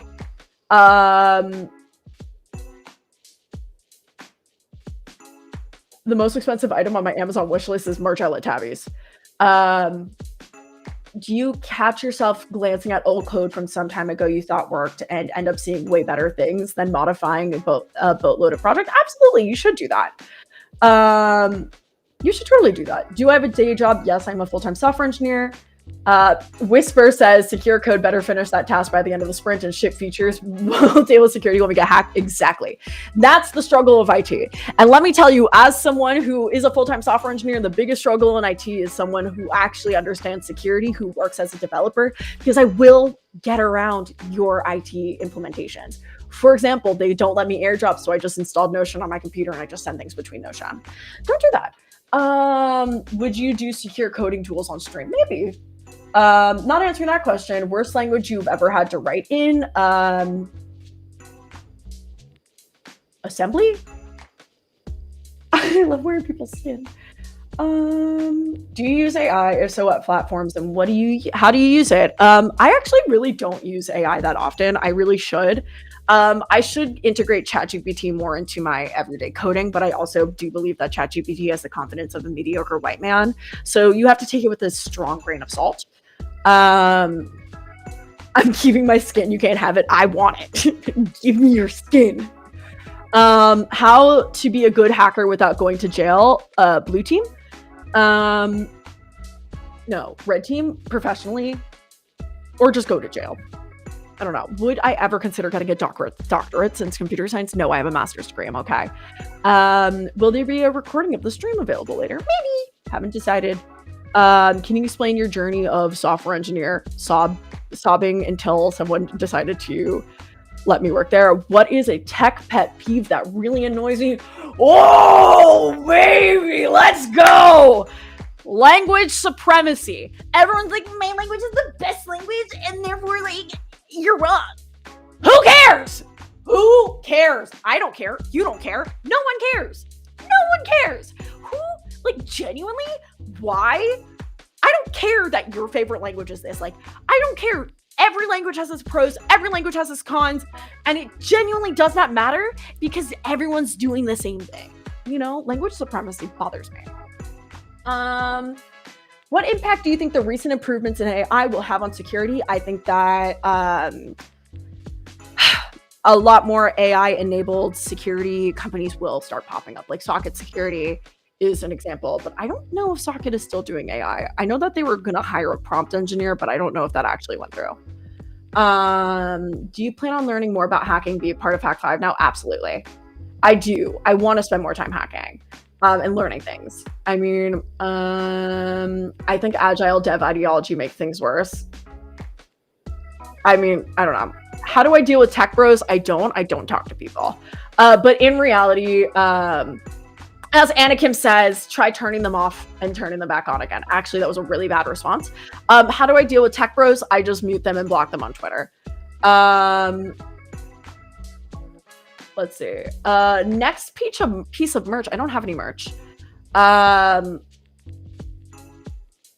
Do you know any other languages other than English? Sí, yo puedo hablar un poco español, pero yo puedo comprender un número de palabras muy pequeño. Entonces, like, puedo survive. I can survive. I can speak enough to survive, basically. I feel like every functional language has a community like that. Absolutely. What's my preferred film centered on hacking? I'm really sorry, but I've only watched Hackers. But if people want to do a watch along with me and we can watch like Sneakers or War Games, I would love to do that.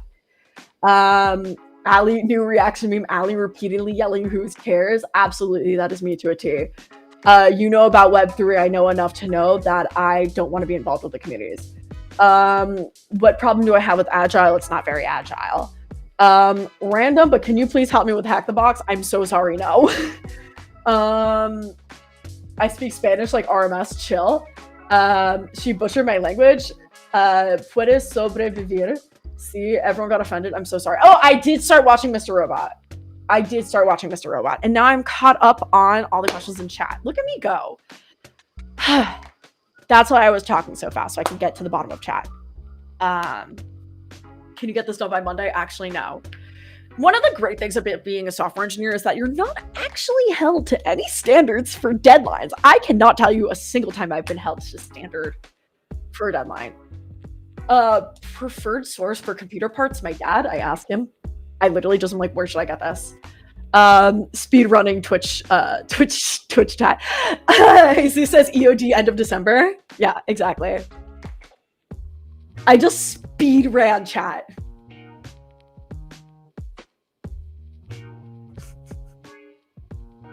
Let me take a drink. What do I think of GeoHots? I've heard great things about Comma AI.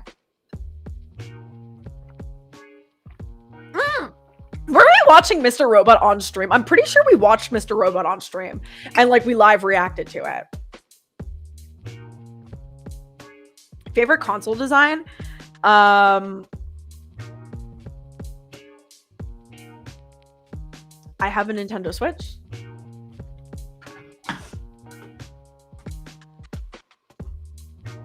I know I'm late to the game. I know I don't watch TV. I don't watch movies. I just watch YouTube videos. Speedrunning chat 80%. Exactly. I have to make my own deadlines to get software work. I'm really bad at holding. One of the reasons I enjoy ThreatWire is because there's a strong day for when it needs to get done. What's in the cup? Water. What's in the other cup? Also water. It says anti-hacker hacker club, and then here it says out of scope, and then this one says this sticker needs additional citations for verification. Relevant discussion may be found on the talk page. Please help improve this sticker by adding citations to reliable sources. Unsourced materials may be challenged and removed.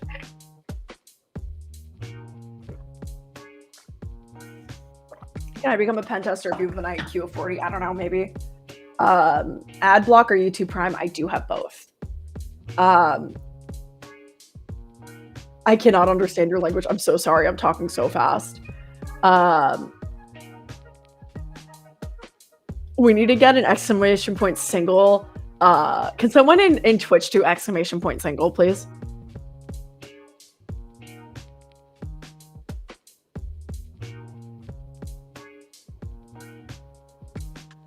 Thank you, Jesus.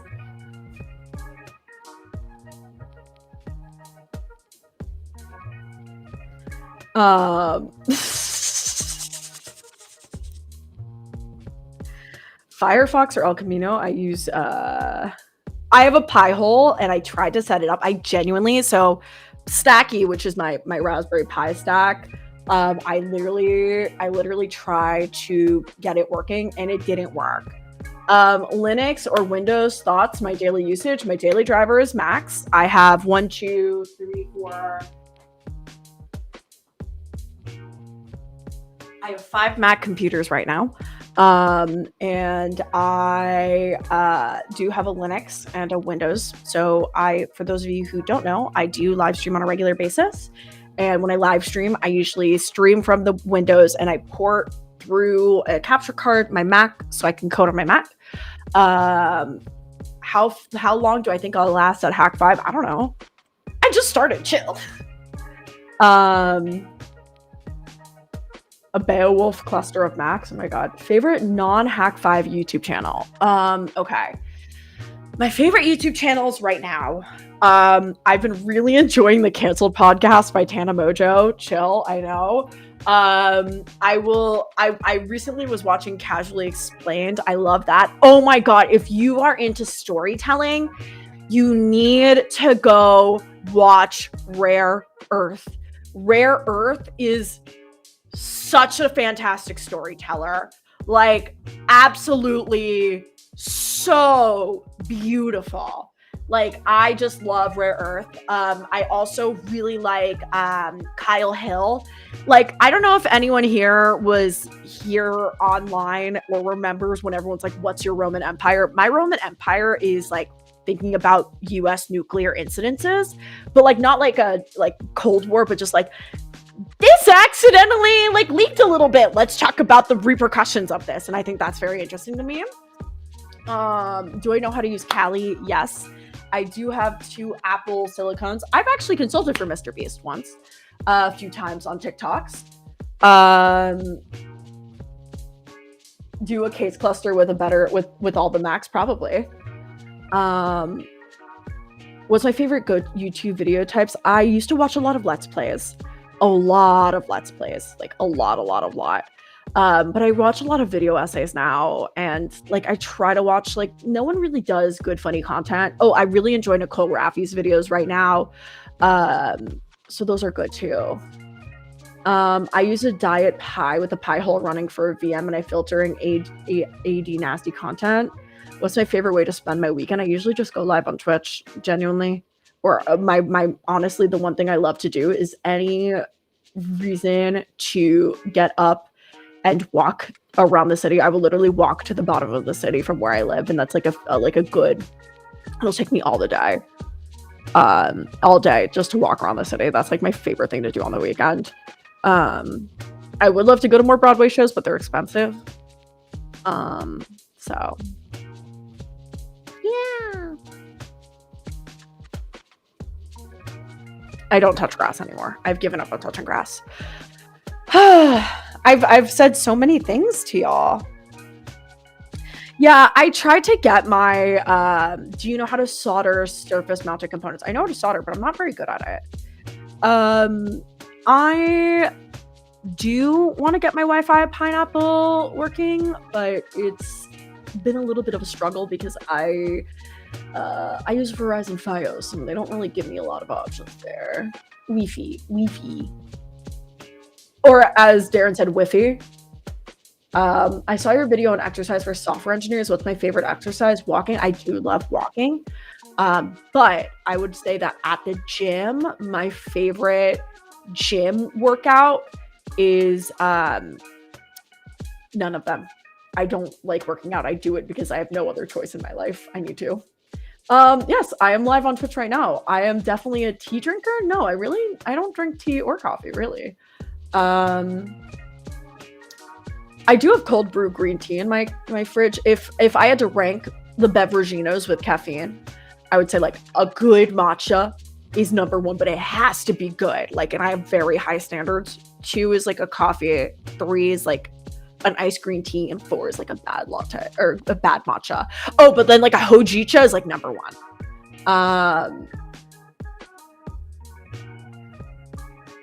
I work out as a SE, yes. Question, how would you cope if the whole internet went down for a week? You know, I am actively advocating for restarting the internet. I really think we should. I think that it would be such a good idea to just start it over again, just turn it off. Did you know that there are 7 people who have the keys to DNS and could just restart DNS? And I think that we should let them do it. Just start it again. I would probably read. I would probably read books. I probably spend every day drawing and meditating. I really want to get into drawing. That's something I really want to do. I bought a sketchbook and everything, but somebody asked about Web3. It's a thing that exists. As a language nerd, Josh, I speak Spanish. Ali, Glitch, all of you, it's been a blast. Welcome to Hak5. I know you're gonna bye, Mike. Thanks for coming in. From the little TV and movies you watch, what are your favorites and what would I watch again? I would definitely watch Assassination Classroom again. I genuinely sobbed at the end of it. It was so good. Who says 0 day? My friend named her cat Zero, or their cat 0 day. Just restart the internet. Who cares? Just start it over. Do I have enough patience for meditation? Yes, I did actually a 4-hour meditation Japanese Zen Buddhist ceremony with my friend Corey 3 weeks ago. It was very nice. I do want to get more into it. What have you drawn? Not much. I don't draw that much, and I do want to draw more. I think that's something that I really want to do. I wish I could like actually draw. Where would you get your books if the internet went down? The New York Public Library.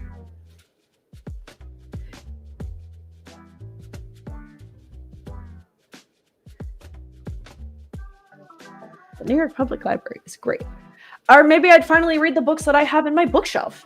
I do have some books in my bookshelf. I have a bookshelf, but I mostly rely on my Kindle. This is my Kindle. She's been around the world with me multiple times. Do you think social media people are spending too much time playing and watching games bad for mental health? I think that I have a crippling phone addiction. Yes. Do you have an EDC bag with my favorite hacking tools? No, I don't. I genuinely keep all my tools like all over the place, but I don't really need like honestly, if I were to say my EDC would be like my Leatherman, which I really do need to get sharpened. That's probably the only thing that I would consider mostly my EDC, like my Leatherman, my phone, my wallet, my AirPods. How did I end up in New York? By ways of always knowing that this is the place to stay. I love New York. I'm very grateful to be here. I've tried like every major city in the US, and this is the one that's like the best. I love walking. I'm not a car person. I don't like cars. What Hak5 gear do I have? I have a rubber ducky and a Wi-Fi pineapple. I actually bought my Wi-Fi pineapple at my first ever DEF CON, and look at me now. Actually, I will say DEF CON was my first ever tech conference ever, which is super cool. Just curious, what's in your daily travel bag? Needed tech, tools, personal needs. So this Leatherman is a Wingman. It is probably 10 years old at this point. My daily driver is going to be my Kindle, some lip balm of some sort. If I'm going somewhere, I'll bring this notebook. This is my like everything notebook and the pen that's inside. My pen of choice are these like H2O water bottle pens. They're really good. This fidget cube, my keys, my wallet, my AirPods, this water bottle, and then my battery pack, that's MagSafe. This, which is new, this is my new phone MagSafe thing. It's suction cupped and it's really cool, so I can suction cup it to things. And then probably glasses, and if I'm like bringing tech, then it's probably a USB-C and a it's probably a USB-C, my MacBook, and my iPad, and a 8-pin charger. Somebody asked why MIT. It's the only school I got into. Genuinely, I cannot make that up. Do you prefer Kindle or an actual book to read from? I prefer my Kindle. Are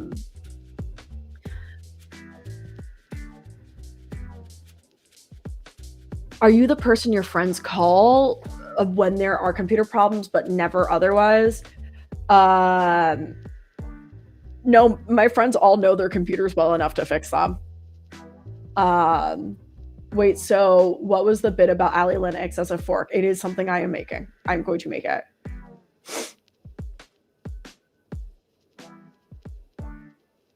Did I apply to top unis or something? I only applied to 5 schools.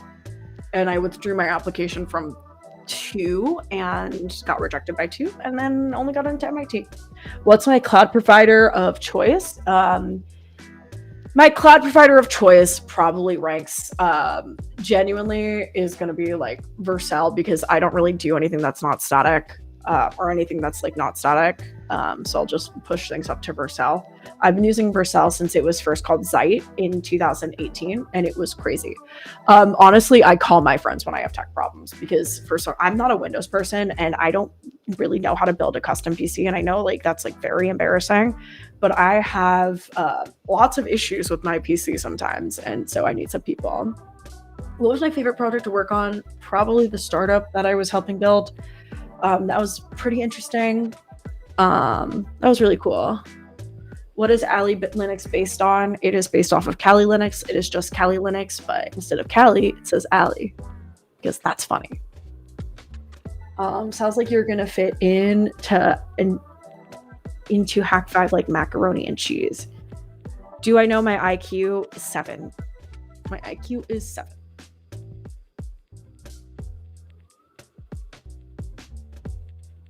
My name is Ali, so I was surprised.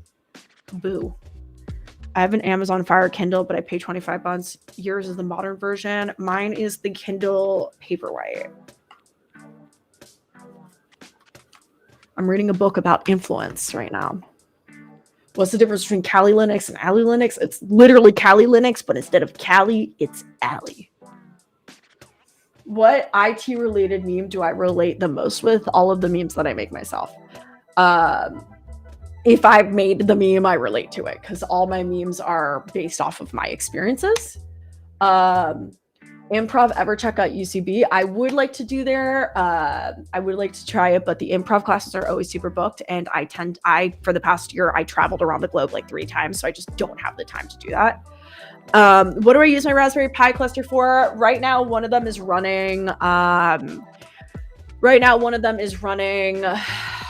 a Pi-hole that's not connected. Did I crack the Kindle? No, the Kindle just opens like this.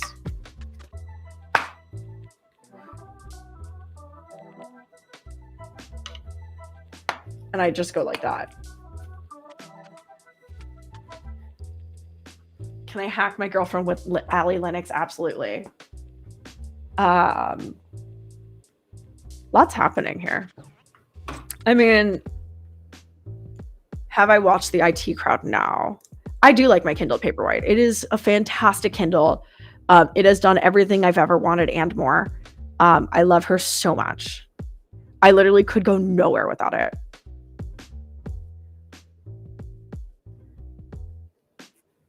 It has a brighter, nicer screen. It was before they released like Kindles with lights in them and all these different things, but it's great now. What did I do to travel around the world? I went to Japan. I went to Europe. I went to Hawaii. I had a bunch of things that made me fly around. So that's also why I have 100,000 minutes of listening on Spotify. How did I know I wanted to do computer science? I actually really wanted to do chemical engineering. I really like chemical and material science, and I did chemical and material science in school, research, like science research in school, and really loved it. Never really could get into computer science research in the way that like people like it. But, you know, I liked the opportunities that coding gave me. I didn't know that 2600 had a meeting in New York. I should go. You should tweet at me and tell me that. Harry, I'm not falling for that.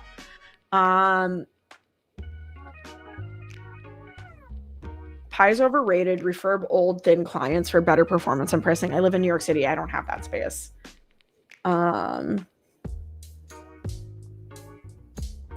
I didn't know that there were 2600 meetings. I should go. I'm in like a couple of different groups that are dedicated to just like being in tech and being in a hacker in tech. Like not hacker, I don't like saying that, but you know, someone who focuses in the security space.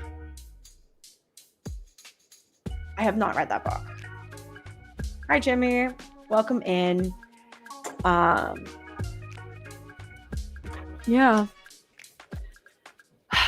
I should ask chat a question, which is, when did you start watching Hak5?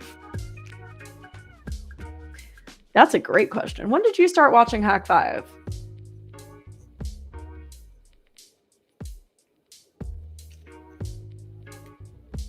Pick up a quarterly for listings. Interesting. Better than an 82 200 meeting. So 2009. Wow. 10 years ago. Wow. Wow.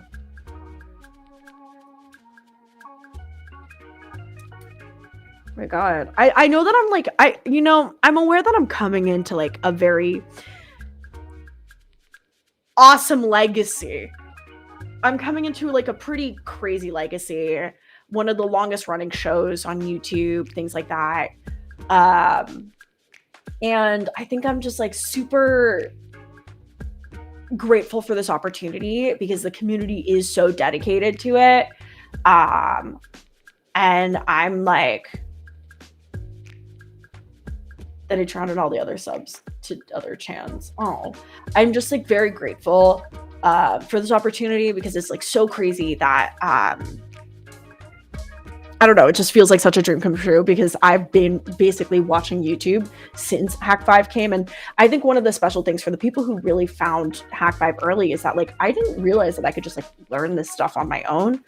And like I wish I had started watching Hak5 when I was really early on. I was watching like Charles Trippy, Philip DeFranco, like 2007, like Ryan Higa, like really OG stuff. And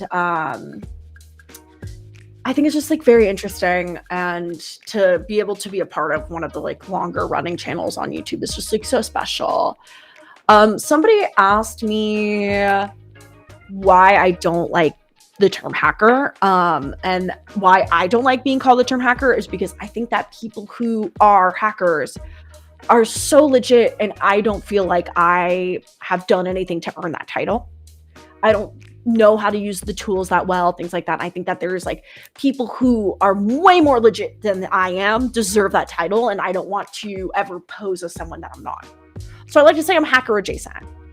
It's not, there's nothing wrong with the film. It is me who does not feel I know, and I'm very, very, very, very honest with that. Like, I know that I'm not the most qualified for that term. But here's to one day growing and learning, and I'm always learning new things, and maybe one day I'll get my own CVE, like who knows. But I think that that's just a matter of learning new things. So yeah, Sam says I had to learn hacking just to fix stuff, you know, that's definitely it. I'm not like a script kiddie, but I am someone who's familiar with tools and scripts and stuff. I've spent some time on like try hack me, things like that, but I just think that there's so many more legit people who deserve that title more than me. So yeah, it seems like there's a uptick in refresh coming up on here. The state of mind. How do you deal with imposter syndrome? I don't necessarily think I have imposter syndrome. I think that I have a very honest view of myself in the world. We're happy to have you. Thank you. I think I have a genuinely honest view of my skill set, and I think that there's a lot of people who can't say that necessarily. And I think that if like people really knew, they would understand why I feel the way I do. But then again, I don't know. I don't think I deal with it that well, in all honesty. I love how it makes you learn how things work under the hood. Exactly. It's not about the tech. It's about what you've done. It's not about what you've done. It's a way of thinking. True. Interview questions, Allie. Definitely. Do I like SDR radio? I don't know what SDR radio is. I have 1 million boyfriends. Thank you for asking. Hackers should be seen in opposition to corporate culture. I will tell you that one time I was working at a certain company and they were like, oh, it's like okay, I'm not going to tell that story actually. Nope. Do you feel like you're going to be a valuable asset to Hak5? I hope that I am. Is it hard to be a hacker girl? I am the most elite hacker ever. I will find your location. What did you just say to me? I'll have you know that I have the top #1 hits on, oh my God, what's the copy pasta? What did you just say about me? I'll have you know that I graduated top of my class at MIT. I've been involved in numerous secret raids at DEF CON, and I have over 300 confirmed RCEs. I am trained in guerrilla hacking, and I am the top hacker in the entire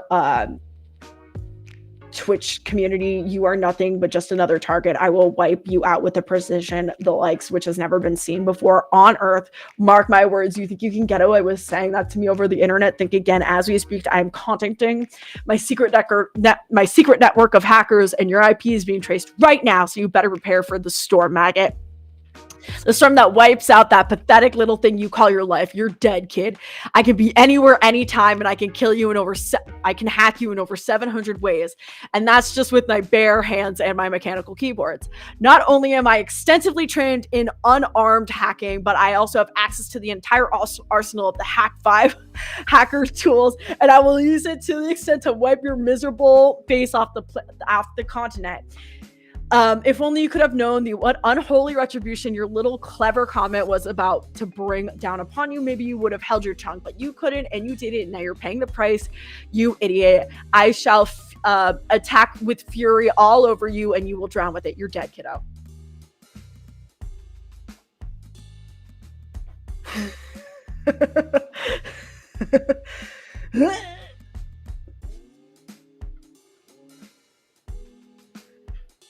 Oh my god.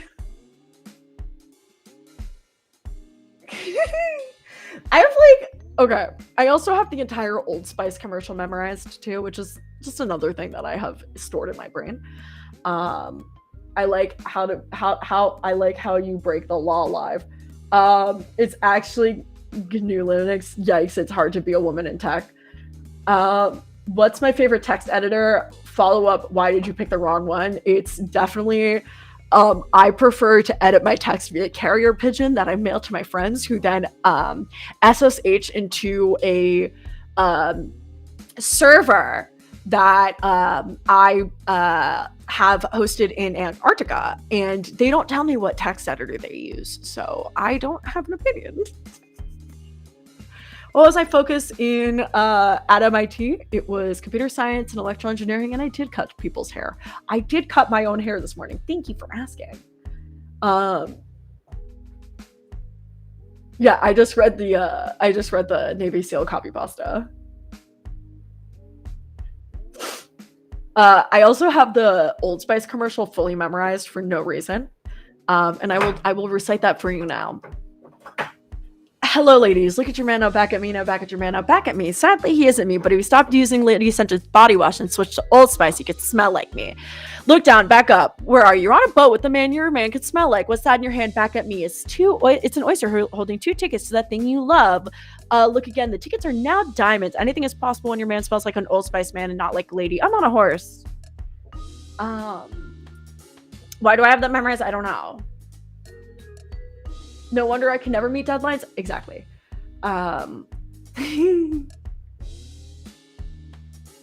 Fitness brand pacer test. See, Twitch versus YouTube. Twitch is like actually thinking this is funny. YouTube's like, who is this girl?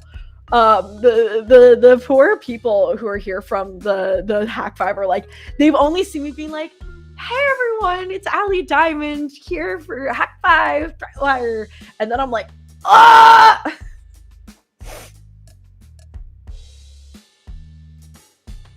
I'm sorry. If this is the kind of chaos that you know what, if I got sponsored by Old Spice, period. If this is the kind of chaos that you like, I'm like this all the time live on my Twitch channel, which is right there. I think your question got skipped. Jimmy, what did you ask? If you want to ask it again, sometimes I choose to skip questions. I think that they are not good questions that I will choose not to answer. If you want to paste it again, and I choose to not answer it. I was stone cold sober when I learned it. Thank you. Man, good thing I have ad blockers. Imagine if ad blockers worked based off of voices. Like, it started realizing when you were doing an ad and then just skipped it.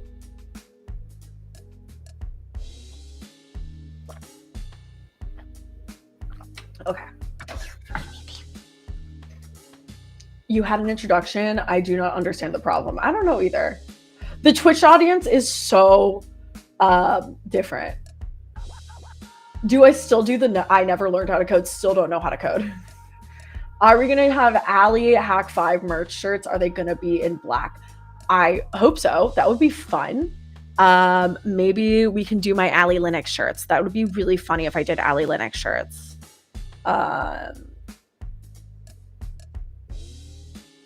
We definitely do a lot of memeing over on my Twitch channel. Not to like exclusively funnel to Twitch, but you know, if you like memes, follow me on Twitter. I make my own memes and I post stuff. I have a question. Like, obviously, there's a lot more people here on Hak5 who did not know about me, but was there anyone who was on Hak5 who knew me before Hak5? Just curious. Tell them to come to the superior platform. Oh my god.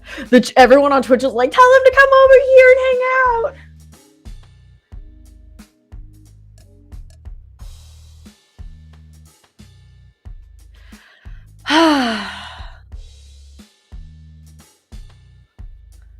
Literally just did.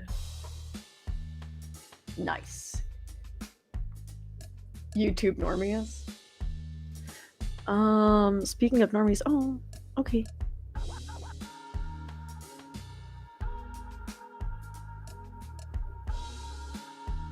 Nope. Why is everyone saying nope? Nope. Okay, yeah, no one really knew about me before. And oh, there's a really big delay on the YouTube chat. That's why. That's fine. You know, I'm here. I'm out here, and I hope that I can live up to your expectations of things that you think are exciting. AB, I will tell you, Shannon, for those of you who are coming in asking where Shannon is, I will say this again. Shannon is fine.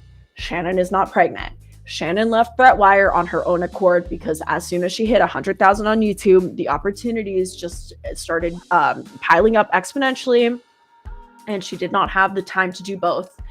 And so Darren was also looking to start up things on the Hak5 channel again more intensively, and just the stars aligned. Mercury was in retrograde and Venus was in Jupiter's moon or something like that. And everything was perfect. And I showed up and this happens. Snub does not have a new channel. Her old channel is still Snub's Morse code, still there. Just things just worked. So, you don't like my voice? I sound like Stewie Griffin? Okay. Wow. Shannon just went on to go start and continue doing her own content, which is totally legit and something that she's allowed to do. People can separate amicably. And I understand that these are very big shoes to fill, and I am very honored to have been asked to carry the torch. I think it's a very big honor. I am genuinely honored and excited to do that.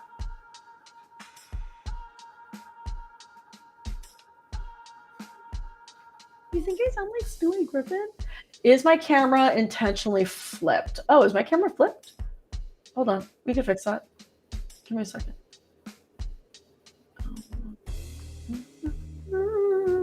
Here. There we go. Sorry. Very disorienting.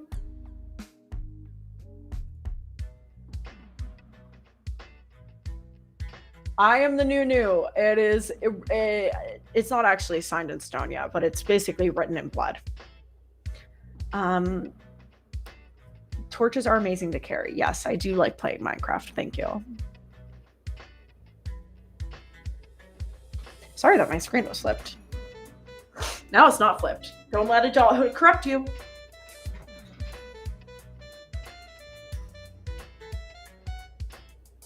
I never bothered with Twitch. I thought it was linked to games or drama. No, there's live coders and hackers there too. So what is this voodoo? I don't know. It's Restream. Everything looks weird now. I'm so sorry. Restream scares me. I don't know how Restream works.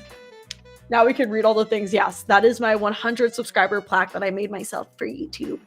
That is the anime drawing of me that I got from the Kyoto Anime Museum. That is a signed poster by one of my favorite artists. What else do I have up there that might be of interest? That's a purse that I like. My camera's upside down now. Nice. Left is right and right is left. No, it's not. Is that backwards? No, it's not. Welcome aboard. I'm sure you're gonna do great. Thank you. I can't. Okay, do it upside down for people on the other side of the globe. Chill. Chill.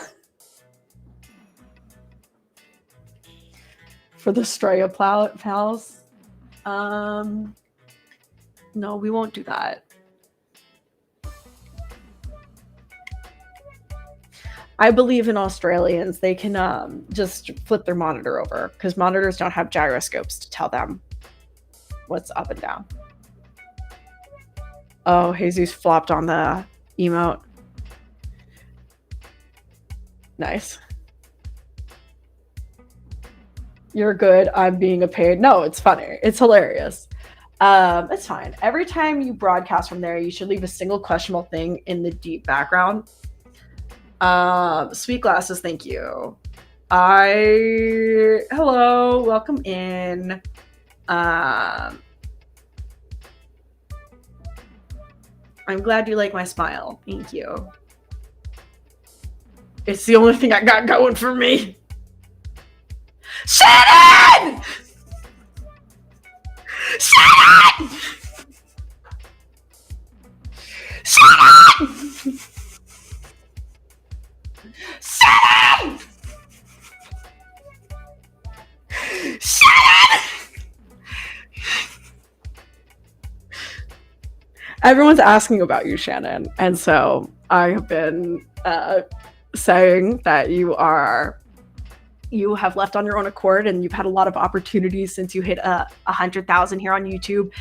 People are asking you if you are okay. Of course you're okay. Shannon's here. The queen is here.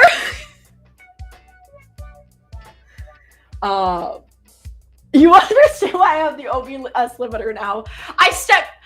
Did you notice that I stepped away from the mic? It's because the limiter does not exist in there, but I was doing worse than the jump scare of my life. I'm so sorry.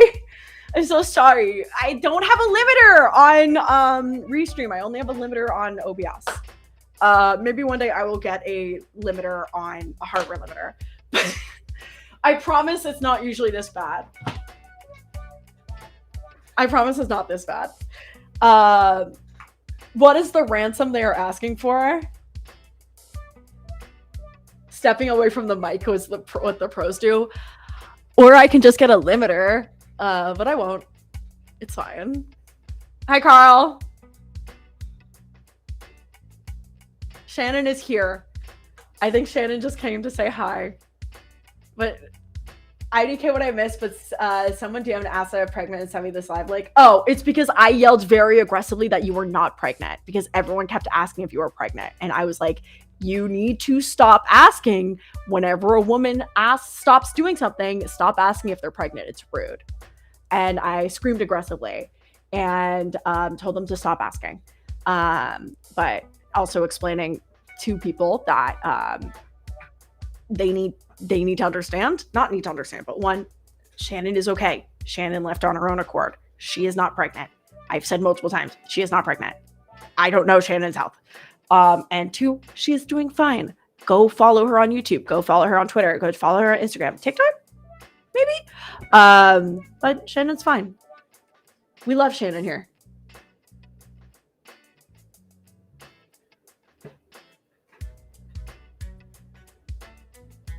I've been informed. Oh my God. Does OBS not go into Restreamer? No. It was just for what I had to do for this. I couldn't use Restream, or I couldn't use OBS for because Darren wanted to join in, and so I had to go through the Restream studio and not my normal OBS. Like I would be playing like real music. I would be playing real music. I do want to set up. Oh, that's what I wanted to do with my second Pi. I wanted to set up my own Restream platform.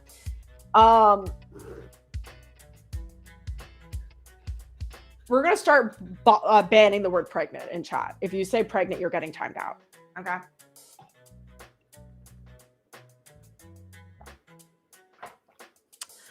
I saw that's the other thing I wanted to do with my other Pi was set up my own restreaming. because it doesn't seem too like the Nginx. I saw that article. You used it for DEF CON safe mode. Cool.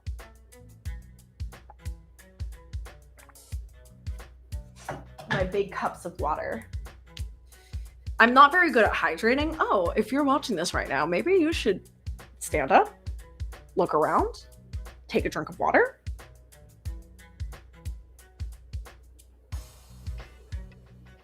Restream is a product that helps you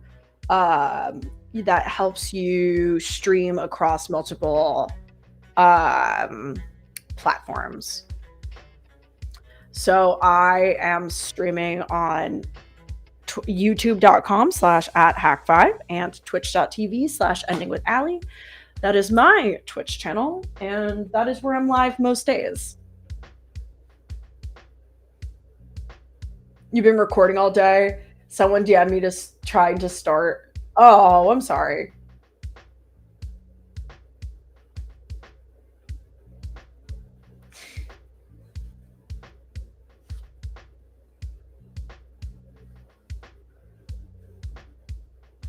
Coconut water. Oh my God, it's Thursday. I will say, I tweeted this out this morning. I was like, I have lost my ability to know what day it is. Like, I genuinely thought it was Wednesday today. But my tummy did hurt, so I was being really brave. I don't know if anyone else feels like they have to be really brave when their tummy hurts, but it is a huge cup. The cup is very large. It is 40 ounces, and then this does 30 ounces. Like a hacker weather report, that would be fine. That would be fine if Shannon came back. But you know, Shannon's got her own thing. She's so busy. Do I own the place? No, I rent. I am a renter. I do not make money. I simply exist. I am simply a brave soldier who deals with my tummy hurting. Sometimes your tummy hurts, and that's okay.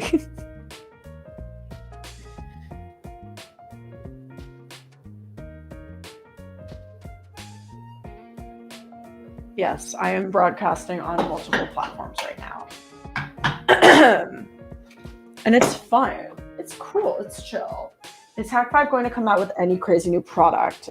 I do not know. I don't sit in the development meetings because I just do the YouTube stuff. So it's Friday. Oh my God, it's Friday. No, I'm kidding. Cap. Bye. Thanks for coming in, Shannon. Sub gigahertz NFC. No, I genuinely don't know what's coming out. Like, I literally cannot tell you a single.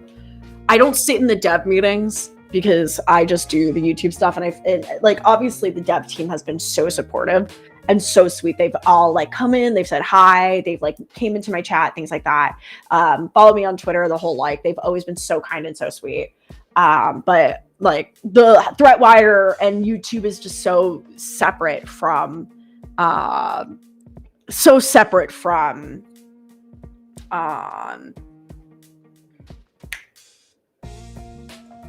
daily dev.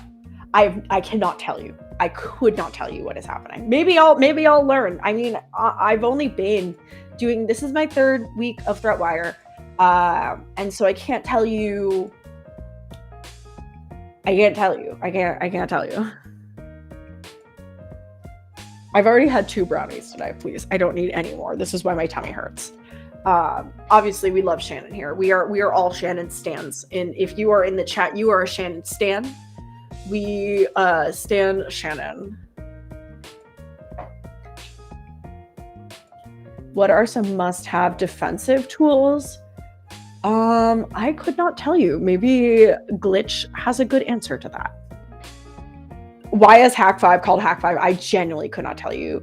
Bye, Brad. Thanks for coming in. So you're on the board of Hak5. Are you secretly planning to climb the ladder and overthrow Darren? There's no overthrowing Darren. Are you going to the 2600 meeting tomorrow? Probably not. They were fantastic. The recipe for the brownies were from Sugarology, and they were very interesting brownies. And I love Sugarology. That's another YouTube channel that I absolutely adore here, is Sugarology, because Sugarology is a food chemist turned recipe developer. So all of her recipes are deeply stem deeply from the scientific reactions and compositions to achieve certain qualities of the baked goods. And I think it's so interesting. So the Sugarology brownie recipe genuinely is amazing. Definitely try it. What part of New York am I in? I am in New York City. Am I going to tour camp this year? I don't go to conferences unless I go for free. Whose choice was the subtitles on my first video? We're trying out new technology all the time, so it was just a thing that happened, you know? Did they give you all the tech from the Hak5 since you're part of the family? Actually, no. I only have the Wi-Fi pineapple, which I bought myself, which I'm pretty sure I'm missing pieces of. I think I'm missing one of the antenna, and then I have the rubber ducky that Derek gave me. I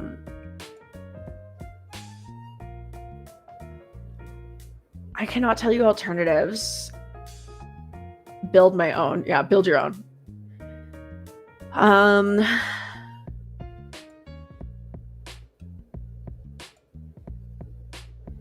I remember. Ooh. Are you watching lessons in chemistry? No, I do love chemistry though. I love chemistry. I love watching Nile Red's chemistry videos. They're just the perfect amount of monotone to be exciting. Nice to see. Okay, funny. Yes, definitely check out Sugarology. Amazing recipes. You were very articulate, quick on reactions, and straight on my answers. Thank you so much, Sam. That's very nice. I've been doing this. I've been streaming. I guess I should tell you how I got started streaming. So for those of you who don't know my content creation journey, I've always wanted to be a YouTuber. I started watching YouTube in 2007. I can tell you exactly the exact moment in my life that I first heard about YouTube. I was sitting in American government history class, and they were talking about protests that were happening, and they were like, it's on this new website called YouTube. And I was like, what's YouTube? And I have lost so many years of my life to this platform ever since. And I basically did not have any friends growing up. Instead, I watched YouTube, and I watched YouTubers. Those were my friends and my family. And so I've always wanted to be a content creator. I did my first, so I never really posted on YouTube. I just didn't have the confidence, and I didn't really know what I wanted to do. And so I went on to, I remember right as Adpocalypse was happening in like 2016, 2017, I was really determined that live streaming was going to be the next big thing. And I happened to be living with a live streamer who focused in the Overwatch community. And so I decided to try live streaming. And my first ever live stream on Twitch was January 4th, 2018. And then the next day my computer got stolen.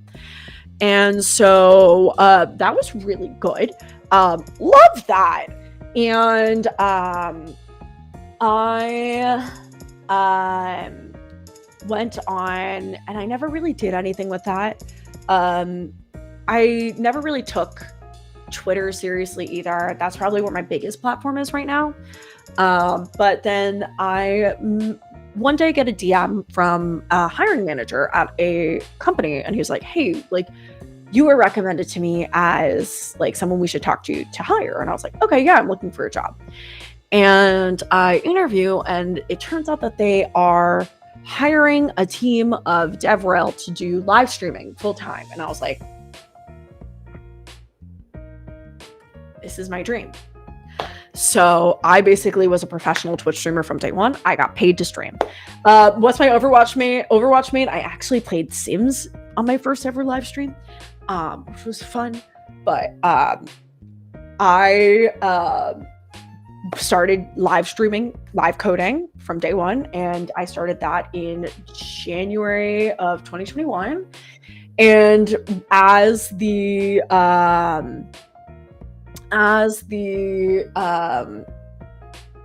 team went on, they kind of didn't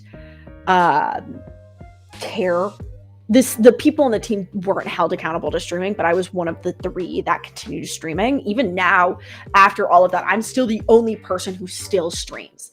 Like, there were 10 people on the team, and there were some people who had like 7,000 followers on Twitch, and then they just like stopped streaming. I'm still the only one that still actively streams because I do see this as a platform, and streaming has changed my life. I mean, I wouldn't have had many of the jobs that I have had because without streaming. People come and see me and my content online, and that's been very helpful. But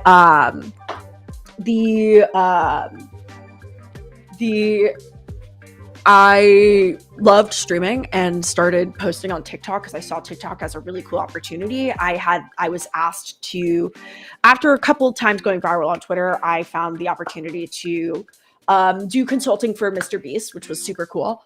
I was helping ideate for TikToks for Mr. Beast, which was cool. And at the same time, I managed to go viral on TikTok for the first time. I had a video get over 1 million views. I've had posts go viral on Twitter, and that was a really special experience. It was really cool because I think one of the coolest things about working with the Mr. Beast team is that, like, even for his TikToks, one of there's a level of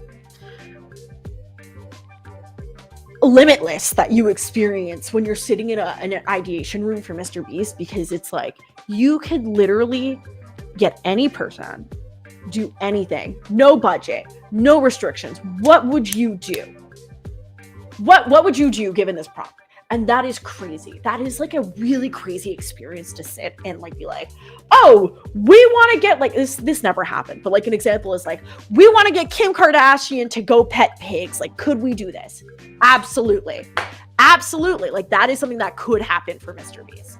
And like, that is, there's a like, there, I do not, there, I think there were maybe 4 or 5 people in the world that I think would not do a Mr. Beast video. And that includes like, and when I say 4 or 5 people, I literally mean like, you could get international leaders to join a Mr. Beast video if they really tried hard enough. Like, and that's fucking insane. Oh my God, I shouldn't have said that to you. That's crazy. And so I went viral on TikTok then, and then I kind of stopped posting because I don't know, I just didn't feel like posting. And then I keep Twitter, and then I finally started YouTube, and went viral on Twitter a bunch, and then I finally started YouTube. And so I've been working on my YouTube channel, still growing on Twitter and Twitch, and now this. And that is my content journey. And I see that we have some more questions in the chat. So I'm going to scroll up and say things. I'm looking to make a camera monitor blend. I don't know about that. Did your roommate steal your computer to stop the competition? No, actually, that roommate was very kind and gave me one of their spare MacBook Pros, and I gave them a TV. Have I done research into other hacker collectives? I have some people from CDC follow me.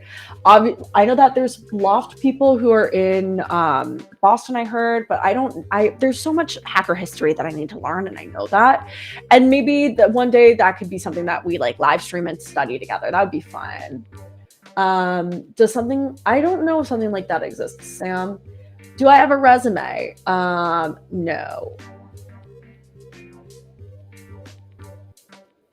You mentioned chemical engineering. With that in mind, advances in AI, what's your impression of Westworld and what it would take to print a person? Oh my God. I think that is very difficult, and I don't think AI is going to solve that problem. Going viral on TikTok isn't interesting to happen. What goes viral? Yes. Do you personally believe personal use of a VPN is not worth it? I think that using a VPN is worth it depending on what you're doing. I don't think that, like, I think a personal VPN is much more valuable than like a sponsored VPN, but like obviously some people don't have the resources to spin up their own VPN, so like do whatever you want. What are your thoughts on pen testers? They need to exist. Love your show. Ratings are high, really high. Goodbye. Ali will stay live for 15 seconds. For every question asked, Ali will stay live. Yeah, for every question asked, I will stay live for 15 more seconds. But I have to answer the question. And they have to be questions I can answer. I look forward to seeing you contribute to Hak5. Thank you. The old Ninja Network people are still around, but they're doing different things. Are you into CTF? So you're into CTF. You're pretty much in now. I've done I've done like 2 or 3 CTF questions. I would like to do more. Do you think we're going to enter an AI winter like we always have? I don't know what that means by AI winter. Yeah, Tailscale. I would like to set up Tailscale, obviously. I just like haven't had the throughput. Ian, thank you so much. VPN or Tor? Why not VPN Tor? My Lashins are awesome. Thank you. I glued them on myself. We make some progress and then we hit a wall for decades. I think that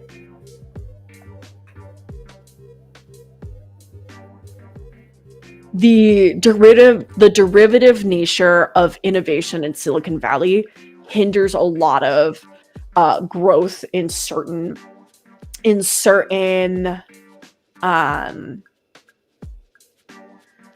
directions, and I think that if people stopped trying to be so derivative, we could have been further along. Do I do any Hack the Box stuff? I would like to, but I don't know that much about it. I usually just do try hack me. Any tips to get into red team? I'm not the person to give you tips. I'm sorry, I'm a software engineer. Is there a future for pen testers given AI technology? Absolutely.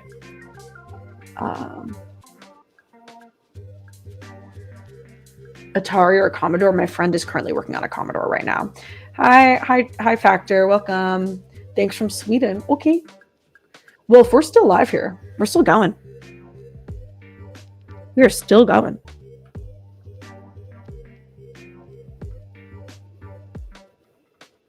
Which Hak5 tools easy to use? I think that they all have really great instruction manuals, and obviously the Discord is a great place to ask questions. Wattpad or AO3? The answer is fanfiction.net.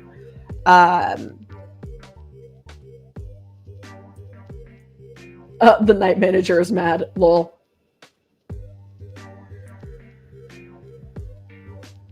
Fanfiction.net is goated. Goated with the sauce, busting it down a hacker style. Physical pen testing? I think that physical pen testing is much more rare. From my understanding, again, I am not an expert in this field, but I think physical pen testing is much more rare, but does need to happen. Follow up. I know that you said you don't really use AI, but what is the ChatGPT? Yes, it's definitely prevalent in the industry. Biria, 100%. It's definitely prevalent in the industry. I just am slow. I don't want to say slow to adopt things, but I don't want to use ChatGPT as a crutch for learning, because I think that there is, I guess I kind of was raised in the family of like the pain of existence. It makes you stronger, which I should really avoid. But BDS tonight. Wait, so this is alley number 2. This is the only alley that exists that I know of. I'm the only alley that's been on. No, wait, was there another alley on Hak5? I heard there was. I think maybe. Software testing or security testing more fun? I write code. I am a software engineer. Is that 1:30 a.m.? Yeah, I mean, I also had a job. Hak5 is not my full-time job. I will just tell you now, I do work another full-time job as a software engineer, plus I do Hak5, plus I Twitch stream, plus I do YouTube, and I have some other side hustles that I do too, so I'm booked and busy. Do I follow Deviant? He's a great physical pen tester. I don't. Am I half empty? I think that blockchain is a scam. I think that the opportunity to see the growth is out of there. Do I prefer streaming or making videos? I think I like streaming more just because it feels more natural to me, but obviously making videos is a muscle that I have to scratch and stretch. Obviously, I think my struggle with making videos is editing takes me a long time, and streaming is I just turn it on and I go, and it's something I'm familiar with, but I do want to make more videos. Like, it took me a year to hit 1,000 followers on streaming, and then I hit like 1,000 followers on YouTube in like 6 months. Less than 6 months. So my face is familiar. I go viral on Twitter sometimes. Interesting. Oh my god, werewolf. I want to put ChatGPT on an ESP2 and play around with what can happen. You should do it. Git is blockchain technology. Chill, Carl. Also a personal friend. Carl is so cool.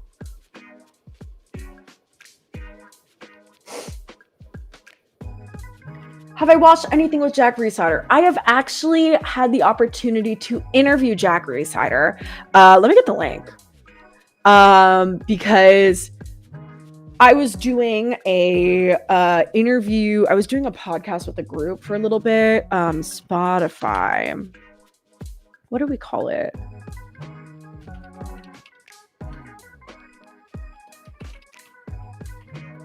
No, what do we call it? I had the opportunity to interview Jack Rhysider, and it was just me and him. And this was insane, but he said I was one of the best interviews he's ever had. And I was like, he literally was like, I normally wouldn't say this, but you're like one of the best interviewers I've ever had. And I was like, shut up. Like, no way. I almost sobbed. I do have a Twitch channel. It's twitch.tv/endingwithally or live.ally.dev, or you can go to links.ally.dev. I will type it right now. John and I are friends. We DM each other on Twitter. John is a very nice guy. John has been super supportive of me and my foray into the security space. Why did my link not go through? Whatever. We'll just do this. It was a really big honor for Jack to say that he really enjoyed being interviewed by me. That was like a huge honor. I know the Darknet Dyers is really good. It's really cool. But John has been so sweet and supportive of me and my journey. And like, I definitely want to do stuff with John in the future. Like whenever we're at DEF CON, we always hang out. We say hi. We talk to each other. John is like, literally last time I was in the Bay Area, I tried to see him, but he was like, I'm at a conference. Like, obviously John is such a sweetheart, and has been very supportive. Hak5 has some great tour camp videos. What programming languages are you most interested in working in next? I mean, I've been doing Golang. I would like to continue doing Golang, but I generally do Golang, Python, and reluctantly, I do some JavaScript. But yeah.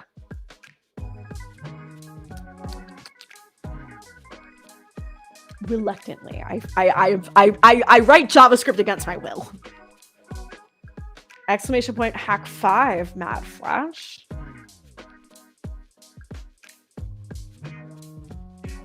Oh yeah, it's In Security We Trust. Thank you. That was the name of it. Oh my god. Thank you. In Security We Trust. Where is it? Where's the stream? I literally blanked out on this. Try link copied to clipboard. I will put this there, and I will put this there. This is a family-friendly stream. Suggestions on esoteric programming language to advent of code in. Lisp. The purpose of Hak5 is that. Against my will brings PHP to mind. Exactly. You speak as fast as me. I'm sorry. There's so much to say. I'm also just very excited. I'm very much on one, but I'm slowly calming down right now. I'm calming down. I'm breathing. I normally don't talk this fast, but I guess this is how I have to be to get engagement. Engagement posting.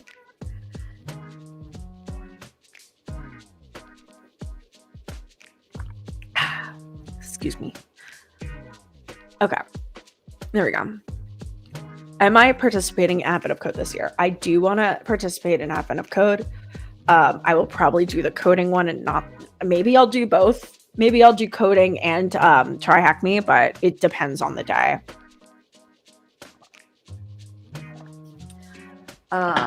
and it depends on my schedule.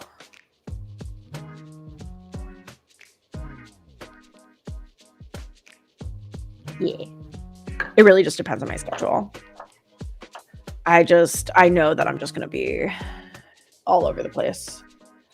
I am not nervous. No, I'm not nervous. I just think that when I have a lot of viewers, I'm not used to getting a lot of viewers. So I really feel like I need to try to keep up with chat. But I think that as I, get more viewers on Twitch and things like that, I will calm down. I don't listen to that, Wolf. Keep up pretty well for Hak5. Hak5 has lots of followers. Thank you. Beating your techno lost. Advent of code. Send me songs.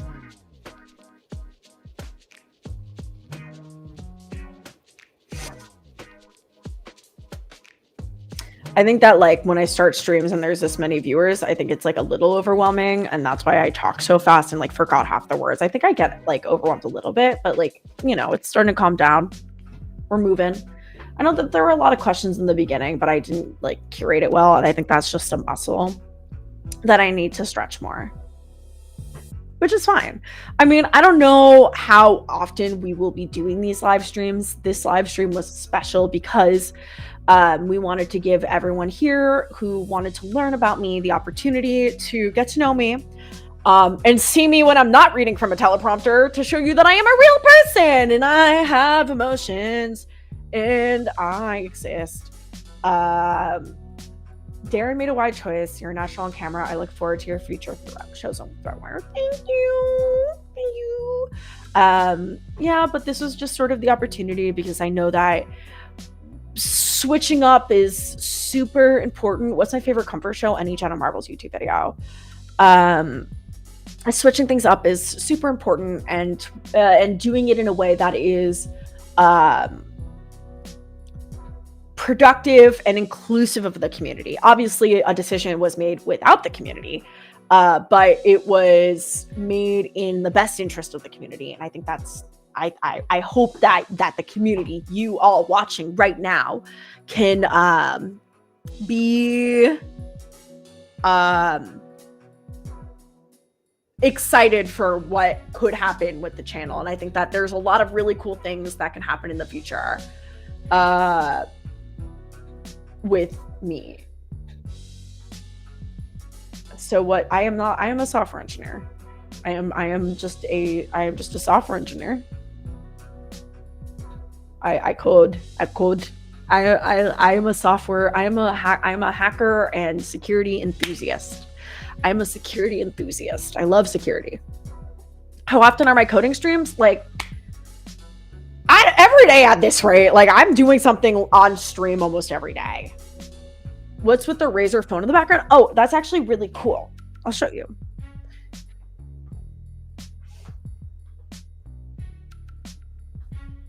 It's actually a wallet.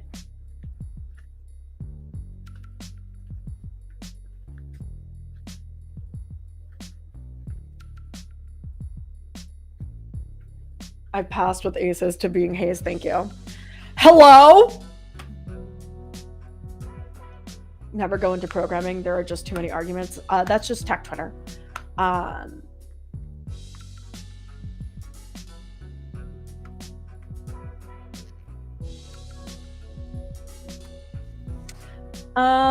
would love to know. If there, I know that there's a lot of people here, and obviously we're reviving the Patreon and things like that. And I would love to know, what are some of the things that you as community members would love to see come onto the Patreon from me and the Hak5 team? What are some of the things that you would love to see on the YouTube channel? Maybe I know that obviously I won't be able to be exactly the ThreatWire that was Shannon, but there are things that we could keep, things that we could change, new, old. Obviously, it will be I keep saying obviously, excuse me, but there are things that we can always grow with. Programmers and lawyers both love arguments. That's a good joke. What are some of the things that you would love to see on the Patreon? I think one of the things that I was thinking about doing was I think it'd be really cool if I could like go to a tech conference or like a security conference and like vlog it once a quarter and post it on the Patreon, which would be cool. I think that would be really fun.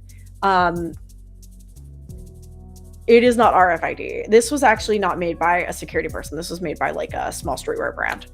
But I think that like going to a security conference once a quarter and like vlogging the experience of like getting there and showing you some of the cool things that I hear and talk about some of the talks would be cool.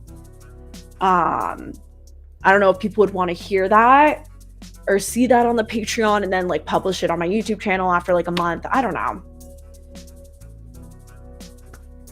You'll put it on in background noise. Thank you, Rye. How do you feel about the commodification of information and the control over the hacker class? I think ever since the internet, information has become a commodity, but whether that information is accurate or not, new or not, or convincing or not is a different story. The product that made this is called Brought Up in a Drought. That's the name of the brand. I just thought it was really funny.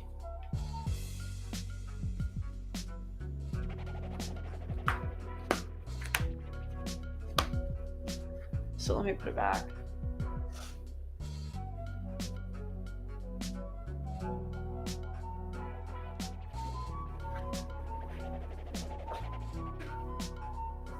Hak5 can get you that street cred. Absolutely. Sorry, I missed the Q&A. It's okay, Garby. Thank you for coming in.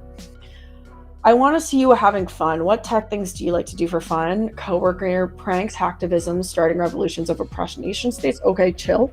I love pranking people. I always try to prank my coworkers, but that is not a thing that I can do because I work remotely.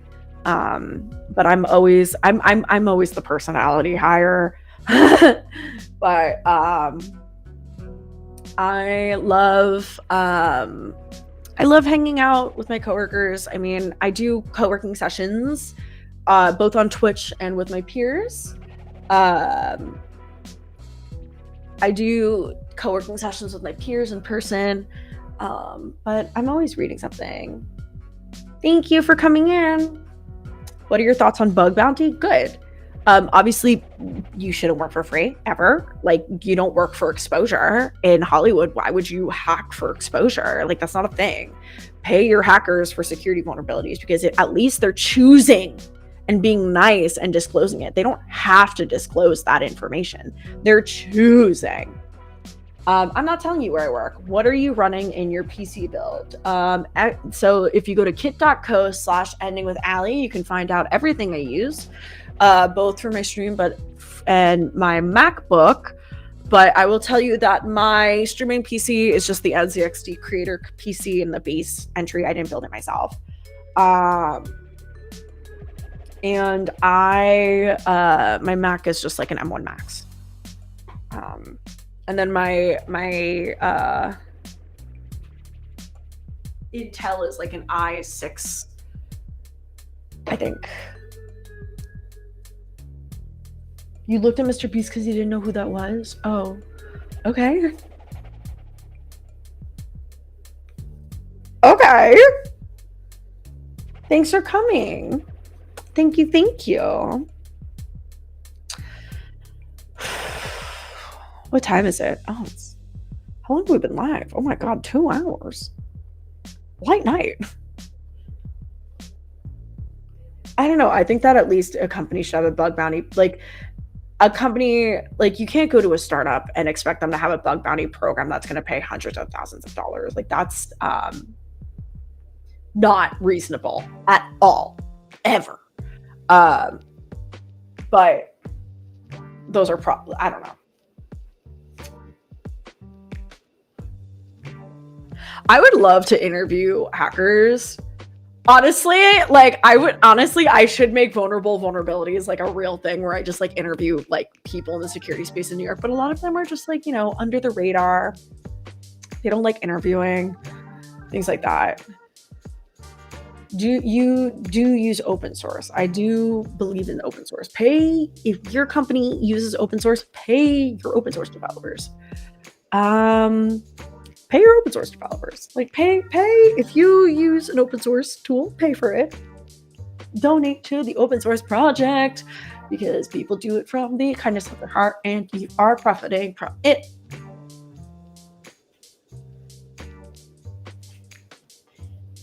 There are commands in the chat. Yes. What's going on my Twitch channel? Let's see what's going on my Twitch. Oh, Garby, you gifted subs. Thank you. Wow. Twitch has been going off.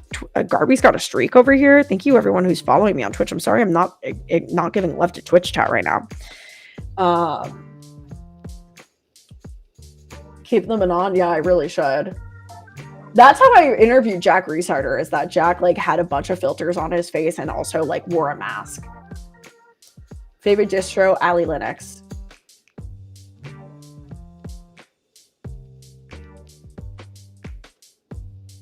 How do you feel about corporate insurance for data breaches?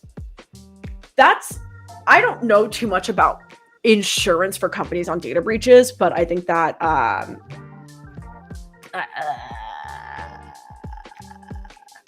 don't know too much about insurance for data breaches, but I don't have an end to that thought. Genuinely, I cannot think of an ending to that sentence. I'm sorry.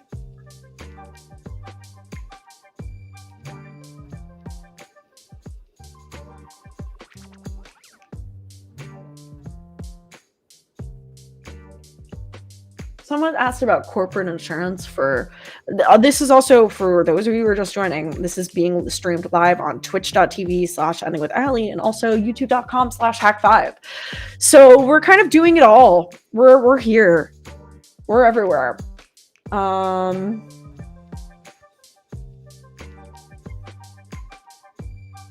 We're streaming on every platform. Every platform is getting love.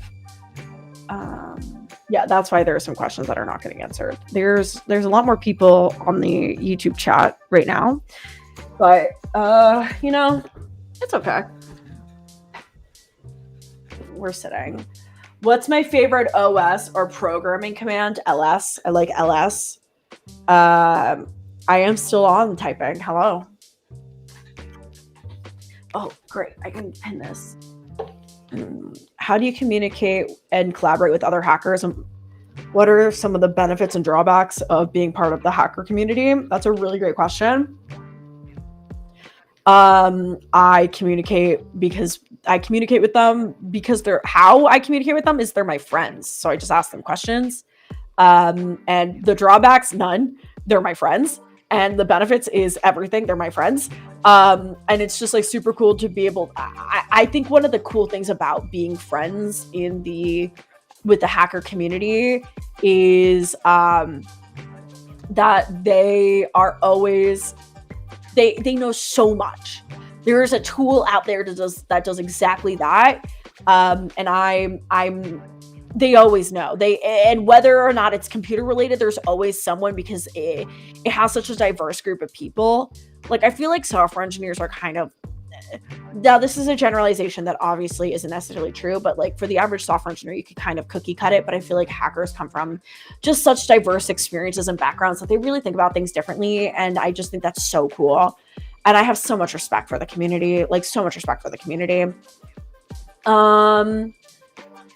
What made me decide to join Hak5? It is a genuine dream come true. This is like everything I've ever wanted and more. I'm so lucky for this opportunity. I'm so grateful. I'm so grateful. What's my favorite candy to eat while hacking or coding? I love Twizzlers. I love Twizzlers. What age did I start tinkering, modding, or hacking? I mean, I feel like I don't even do hacking really now. I mean, I'm still learning. I started coding in 2009. But yeah, I still feel like I need to learn. I still need to tinker.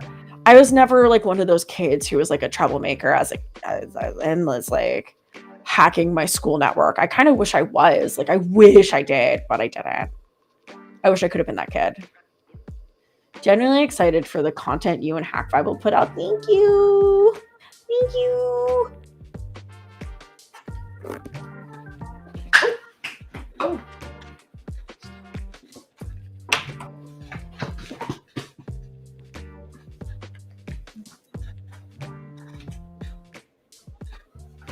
Here we go.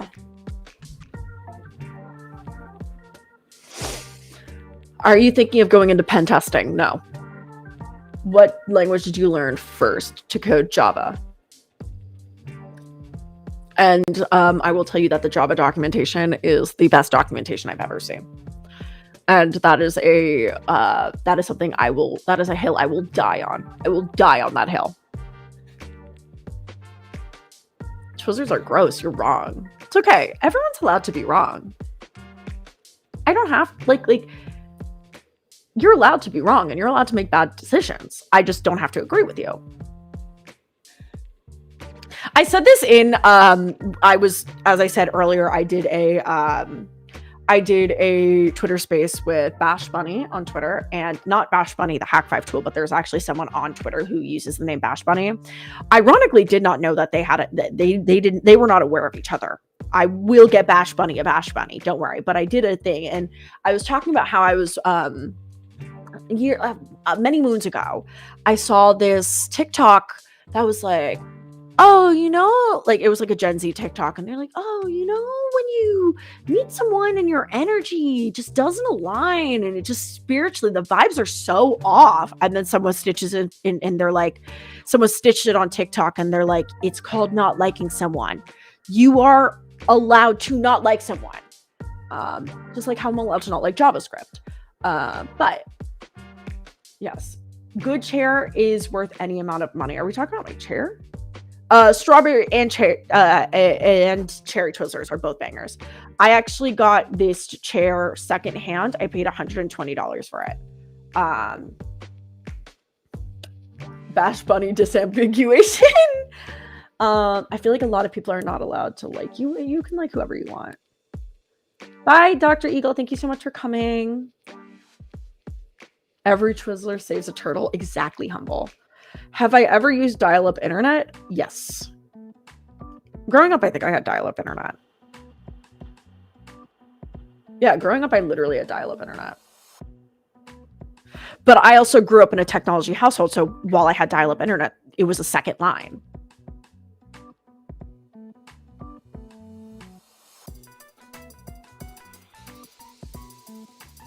Garby, I like Java documentation because it actually is you see me rant about Java documentation on stream.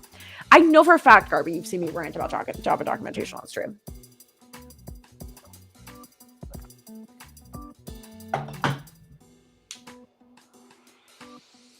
Twizzlers number 1, Punch Straws number 2, Red Vines number 3.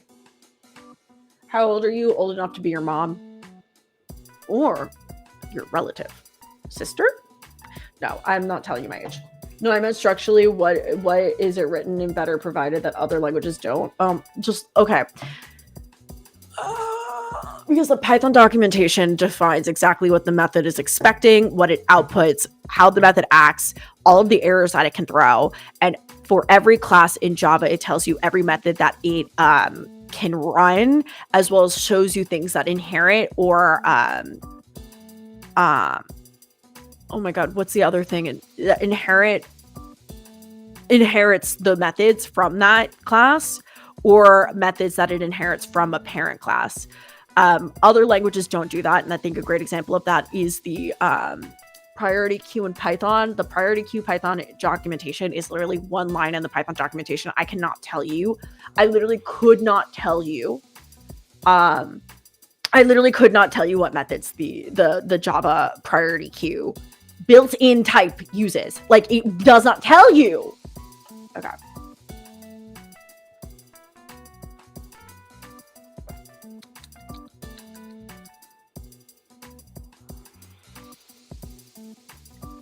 I meant to say inheritance. Inheritance and interfaces always get me mixed up.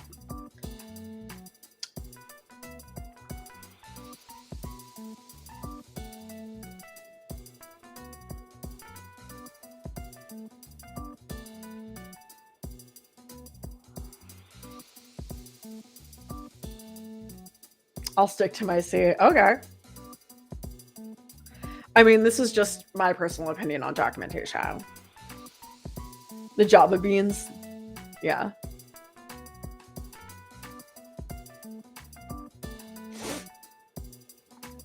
What age should you give up being technical? Never. My dad is in his 60s and talks to me about Kubernetes. Did I meet Richard Stallman at MIT? No, I didn't. I never got put on CSIL Discuss, so I never got one of his legendary open source email screamers. I never got those. I was so sad. I never got on CSIL. Have I read any of Kevin Mitnick's books? No, I haven't. You have 70 plus engineers on your team? That's a lot of people.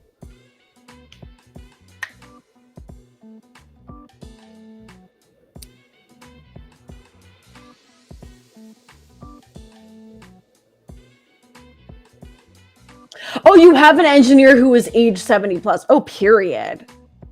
Hustle. If I had to sneak a parrot through a security airport, how would I do it? Service animal? Can you join that mailing list now? I really don't want to be on any MIT mailing lists right now.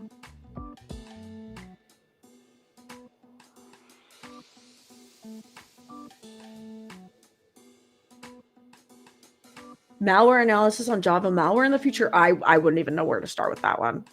I think I know someone who would know how to do that. You should read Hackers. It's a good book. The good old days. I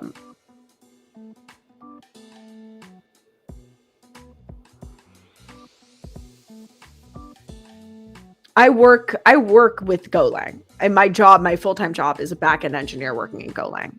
For context, what is the sticker on my mic? It is the logo from my dorm in college, and I just think it's a cool sticker. It's actually taped on so I could pull it off at any point. I didn't want to damage my mic. I know that people like actually put stickers on their mics, and that actually freaks me out.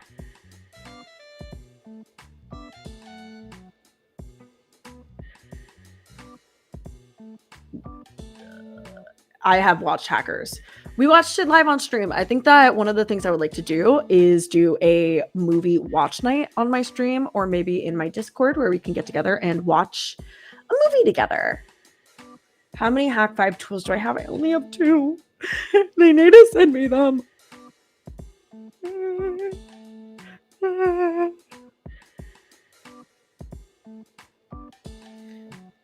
It is a Burning Man running. It is called the Burning Man. I basically lived in the Burning Man equivalent of a college dorm. It was really cool.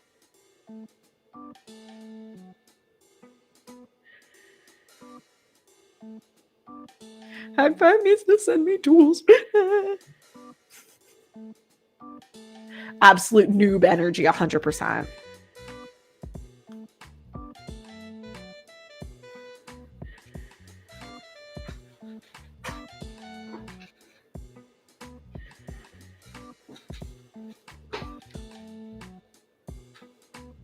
This book, I started reading it and I did not understand it. And that is just because it is written in C.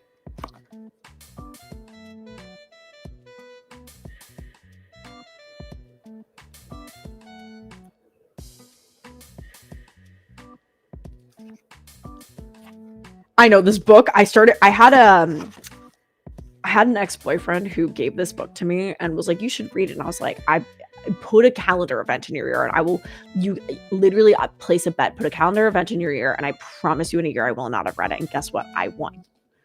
I should read this book. I should read this book, but I think that I don't want to.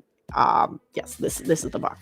I learned about the movie Blackberry, and it's about the people that started the company. Yes, I've heard it's really good.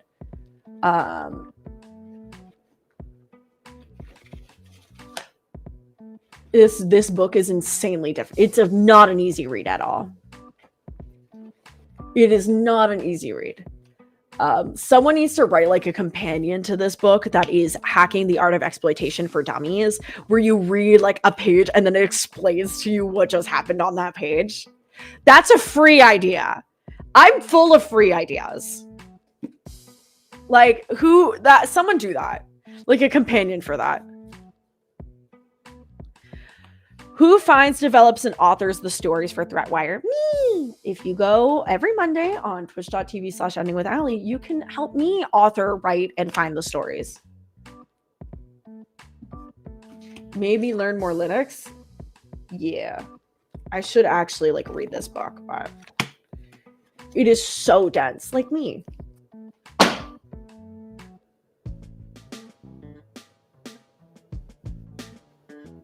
It is dense like me. But at least I'm funny. Thank you. I try my hardest. You're not dense, you're specialized. Oh my god.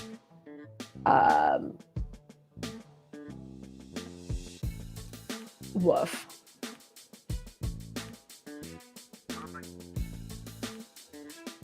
I cut these bangs myself today, so I keep looking at them because I'm not sure. I should legally not be allowed to have scissors in my apartment because I will cut my own hair. Hacking is a good book. It is a good book. If I could read it. If I could understand it.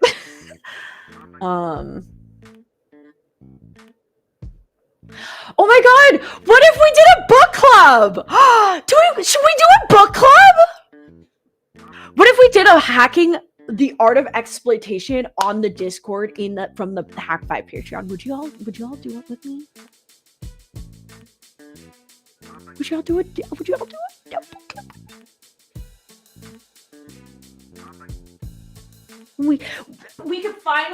We could do this. What if we did this as our book club? And then I have other hacking books I need to read too.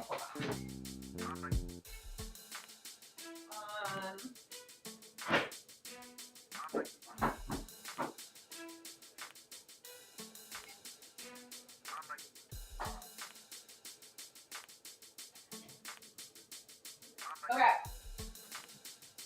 What if on the Hak5 Patreon we did a book club? And here are 3 books that I think we should read. Obviously, we will read this book, and we can like every week we can work through a chapter together and do this. And then we can read Alice and Bob Learn Application Security. This is another book that I bought. We can do this one. And then we can also read this book, Hacking the Art of Exploitation, because I'm not going to understand this. And one of the reasons that I love live coding on Twitch is because of the fact that I have this collaborative experience with a lot of really awesome experts who know way more than me. So whenever I ask a question on Twitch, there's always someone who's there to help. It's like I had ChatGPT before ChatGPT existed, and that's the ultimate flex. I love writing code live on Twitch because y'all are always helpful. But like, what if we literally did this as a book club and we like read, all we have to do one chapter per week? Would you do this? Am I worried that my Roomba is spying on me? No.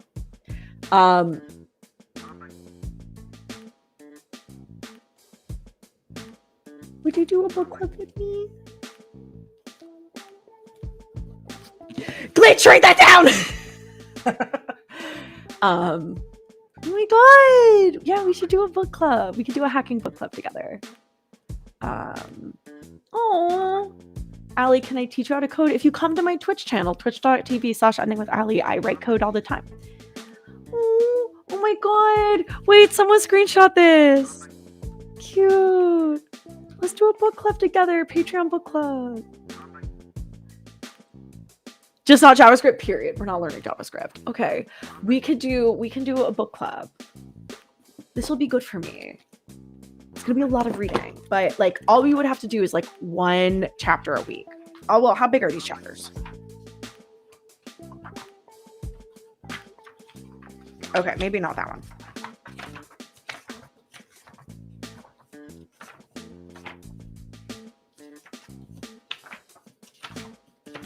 Let me see how big this chapter is.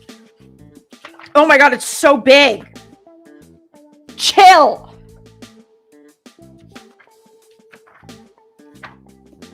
Okay. Okay, maybe we won't do a chapter a week. It's very dense, and this is the size of 1 chapter, so maybe we'll do it in subsections.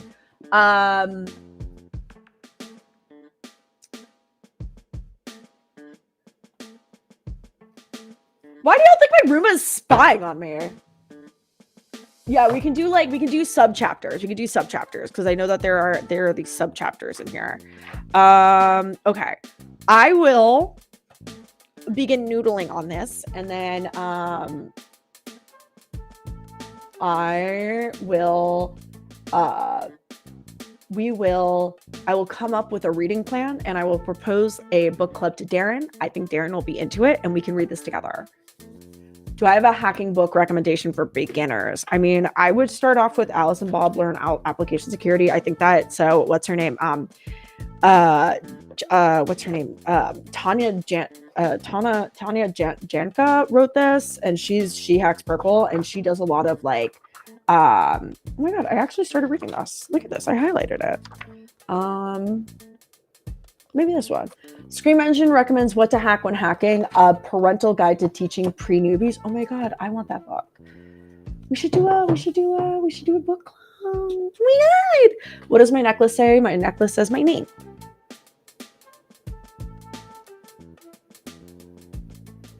We're okay. Let's do this. Oh my God, I'm so excited. We're gonna do a book club. I'm just excited for y'all to hold me accountable to read a book. Actually, that's actually a lie because I do read a lot of books. I just don't read books that are actually helpful. What is this language? We're speaking English. We're speaking English.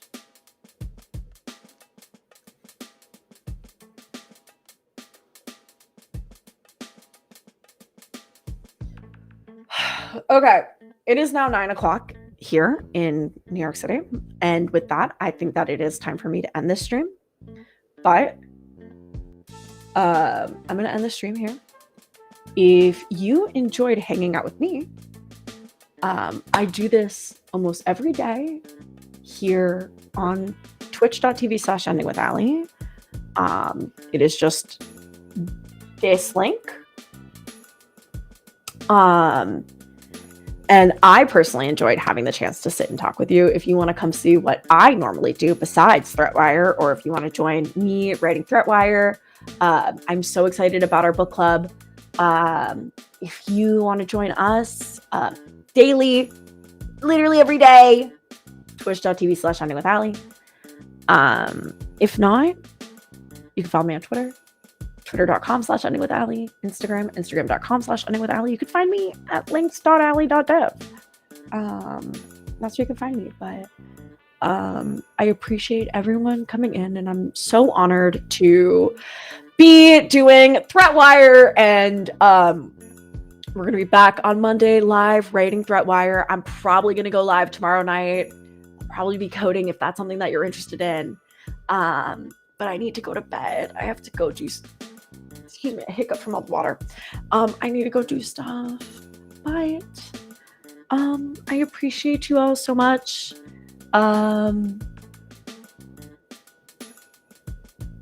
Thank you, and I appreciate you. I'm gonna end the stream here. So.